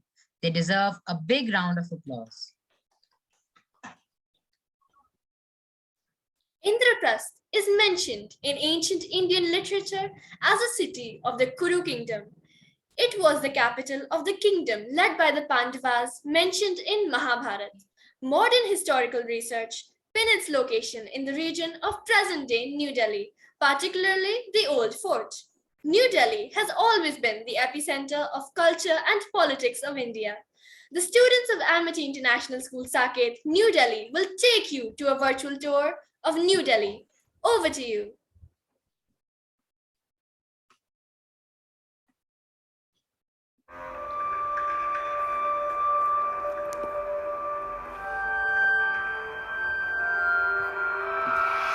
The golden globe beams through the spires of Lal Killa, ushering a new dawn at my royal city, Delhi. The invaders battled for my riches.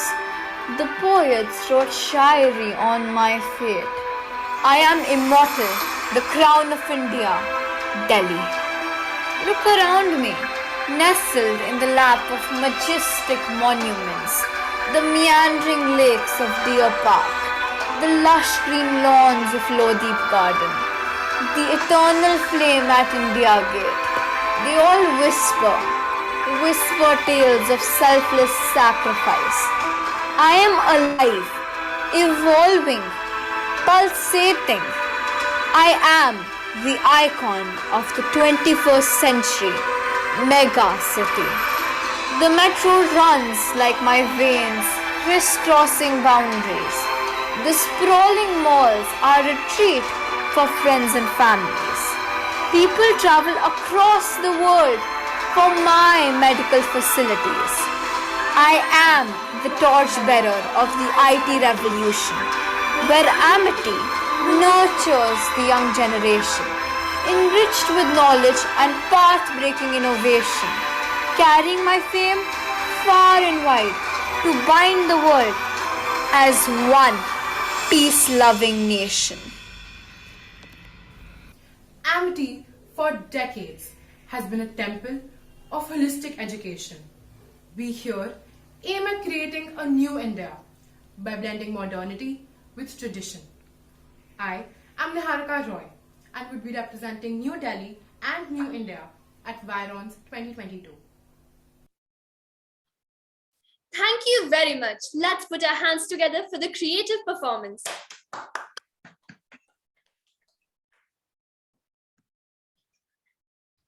When the music and dance create with accord, their magic captivates both the heart and the mind. The students of Amity International School, Amitasha, a special school for underprivileged girl child, are here to steal our heart with their performance.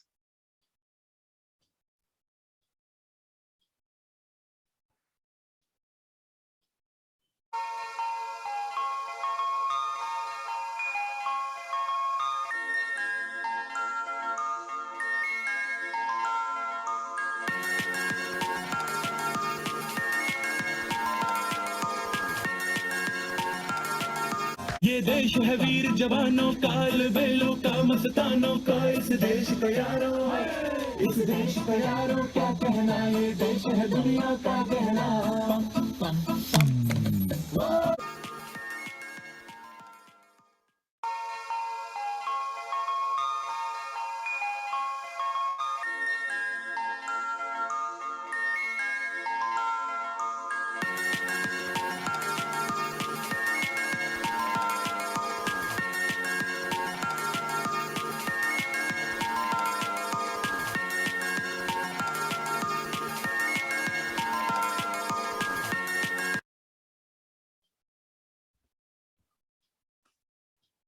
Thank you. A big round of applause for this mesmerizing performance. Experience the soul of India and its culture through this wonderful performance by the students of Amity International School, Noida, Uttar Pradesh.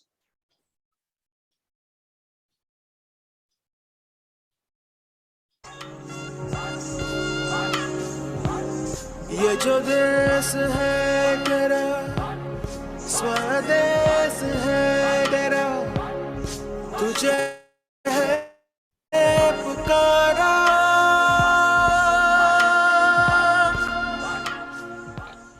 Our magnificent India has flourished and has attained its glory because of its rich tradition and culture. Following this path, Amity today has reached its pinnacle of success. ये वो बंधन है जो कभी टूट नहीं सकता। तू ना पूछ रास्ते में काहे आए हैं इस तरह दो राहें। तू ही तो है राह जो सुझाए, तू ही तो है अब जो ये बताए, जाए तो किस दिशा में जाए वही देश। ये जो देश है तेरा, स्वदेश है तेरा, तुझे है पुकारा।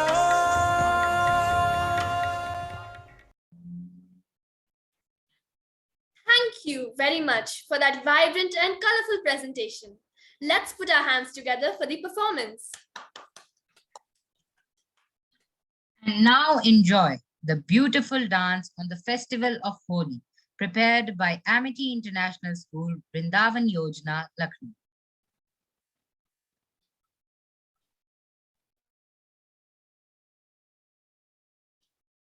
Greetings to all. We, the students of Amity International School, Vrindavan Yojana, Lucknow, are going to present the marvelous dance performance dedicated to Holi festival. One of the most unique celebrations occurs in the holy land of Radha Krishna, Braj, which is located in the center of Vrindavan and Mathura. The festival is known as Braj Ki Holi. It is played by flowers. Thank you all for your time and patience. Now enjoy a beautiful dance performance, Phoolo Ki Holi.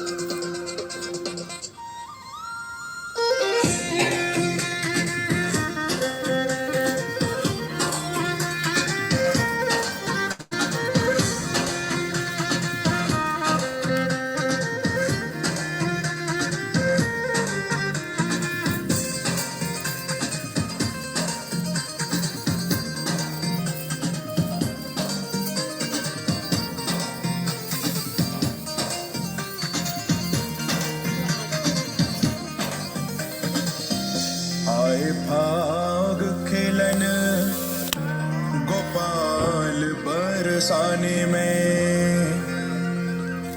गावे ख्याल दे दे ताल और हर्षत है इतने किशोरी गोरी सखियन के youth महा लेके अमीर पे कपोल पर सत है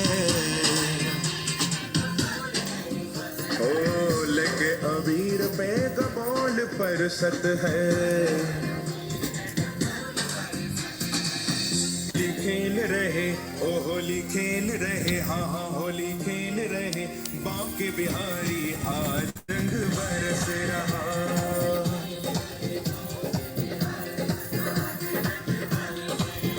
और झूम रही दुनिया सारी और झूम रही आज रंग बरस रहा होली खेल रहे ओ होली खेल रहे होली होली खेल रहे बांके बिहारी आज रंग बरस रहा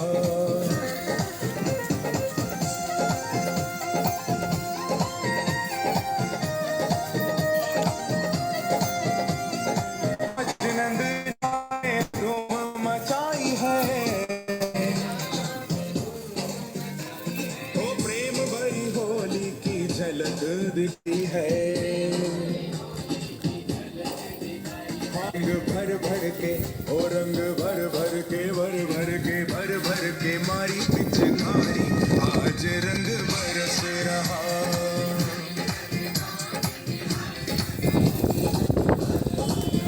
और झूम रही दुनिया सारी और झूम रही दुनिया सारी आज रंग बरस रहा होरी खेल रहे हो होरी खेल रहे होरी होरी खेल रहे बांके बिहारी आज रंग बरस रहा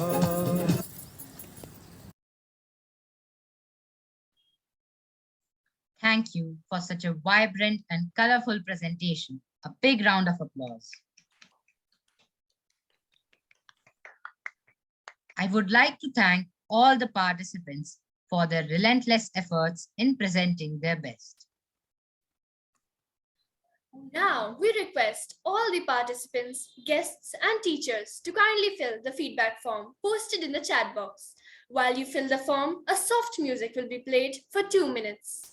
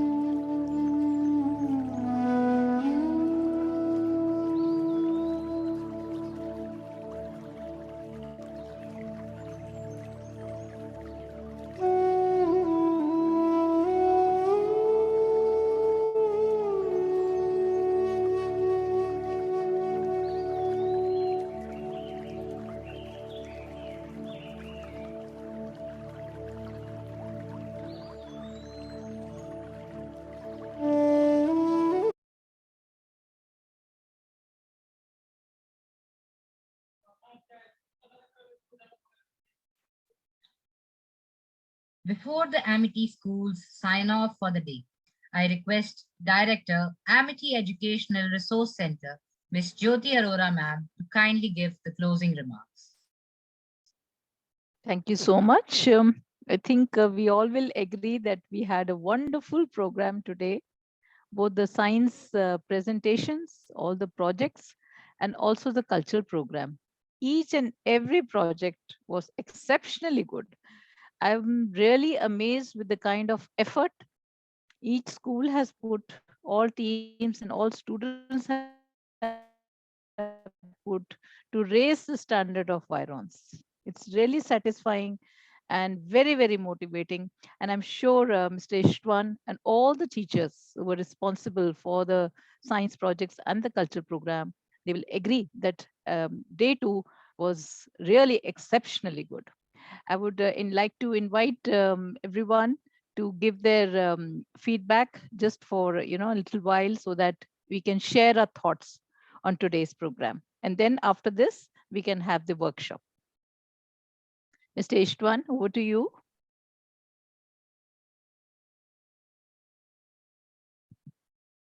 Please unmute yourself. Absolutely agreed with you, Jyoti. It was very, very motivated, and it was marvelous conference. The second day of our conference is perfect. I enjoyed it very much. I'd like to thank you, everyone who was here today with us today. It's really good to see how the students' partnership is so perfect for us. It was marvelous. I can't see anything other. It was you, students, and I hope you enjoyed it too. Please, you are welcome in Great Science. Thank you. We can see that these scientists are also excellent in creativity and very, very talented. The cultural things, music and dance and making wonderful videos. Is there anybody who would like to share their feelings or something about today? The teachers, I can see Gun, Magda, Marianka, and some of the students also are here. Some of the students I recognize from last year also. Some of the, there are some familiar faces. Please feel free to share your thoughts. Please. Unfortunately, Monsieur Roussel cannot be present. He asked me to thank you for your invitation, and I wish to add that all the projects today were wonderful. And thank you again. Thank you. Please introduce yourself before you speak so that we know who is Sorry, speaking. I'm Judith Rose from France. Okay, thank you. Thank you. Thank you. Hi, we're Johanna and Mare from Norway. We just wanted to thank you all for this amazing experience, and it has been a pleasure to take part of it. And thank you all so much for your attention at our videos. Thank you so much. Thank you. Hello everyone, my name is Priya Gujral, and the 2 days of the YRoNS conference have been a great learning experience. And it's been a delight today to watch all the cultural performances and get to know each other. And I can't wait for tomorrow. Really looking forward. Great. Thank you so much. Ms. Hello, yes. I would like to thank you for a wonderful day again. And it's such a pleasure to see all the different cultures and how different we are, but still how exciting it is to see all the things that we have in common in the scientific projects. And Magda, would you like to? So I'm really looking forward to the day tomorrow and see how that goes. Thank you so much. Thank you so much, Gun. We're very thankful that we could be a part of this, and we had very much fun in making. And I'm Bruno from the Netherlands. Thank you so much. Thank you. Marianka, Magda? Yes. It was really great pleasure today to listen all the presentations, especially cultural presentations. So I'm looking forward for tomorrow to hear and see another new things. Thank you. Yes, thank you. I think so. It was another great day. How many different dances you have in India? And infinite, I would say. Every state has different dance forms. It's very nice to see. Yes, thank you so much. Thank you. Thank you. So over to the compares now to sign off. Thank you, ma'am. I request all the Amitians to kindly sign off for the हाँ राशि हाँ जी राशि हाँ बस मैं बंद कर रही हूँ बस हाँ ओके ओके ओके हाँ मैं बंद कर रही हूँ वो एक्चुअली कॉन्फ्रेंस में हूँ ना मैं बंद कर रही हूँ okay okay okay okay okay okay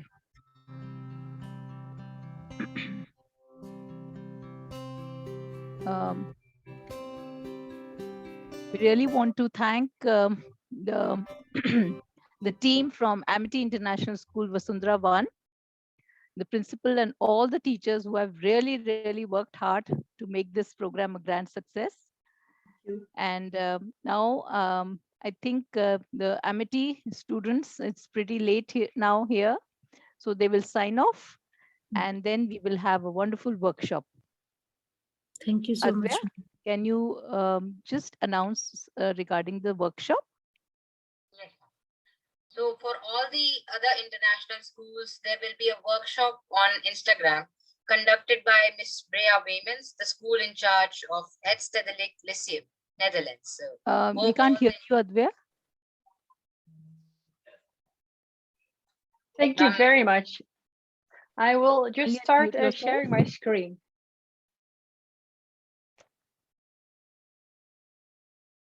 Yes. If the other person could stop sharing. Yes, great. Thank you very much.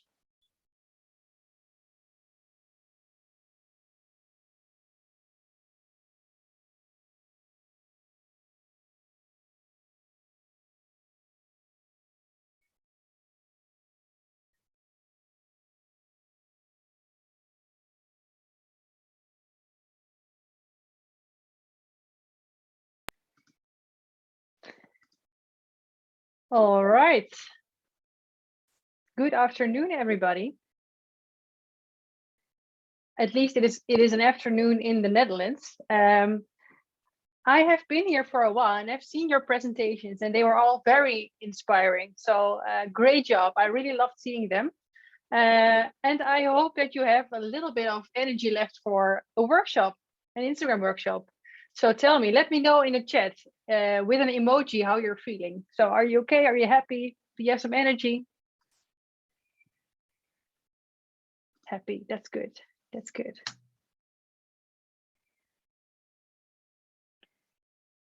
Nice. All right. Well, let us get straight to it. An Instagram workshop. So how to improve your Insta game.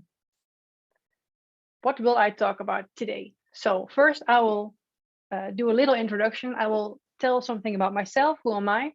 Then I really would like to know something about you. Who are you and why are you on Instagram? So start thinking about that already. And then we will start with the workshop.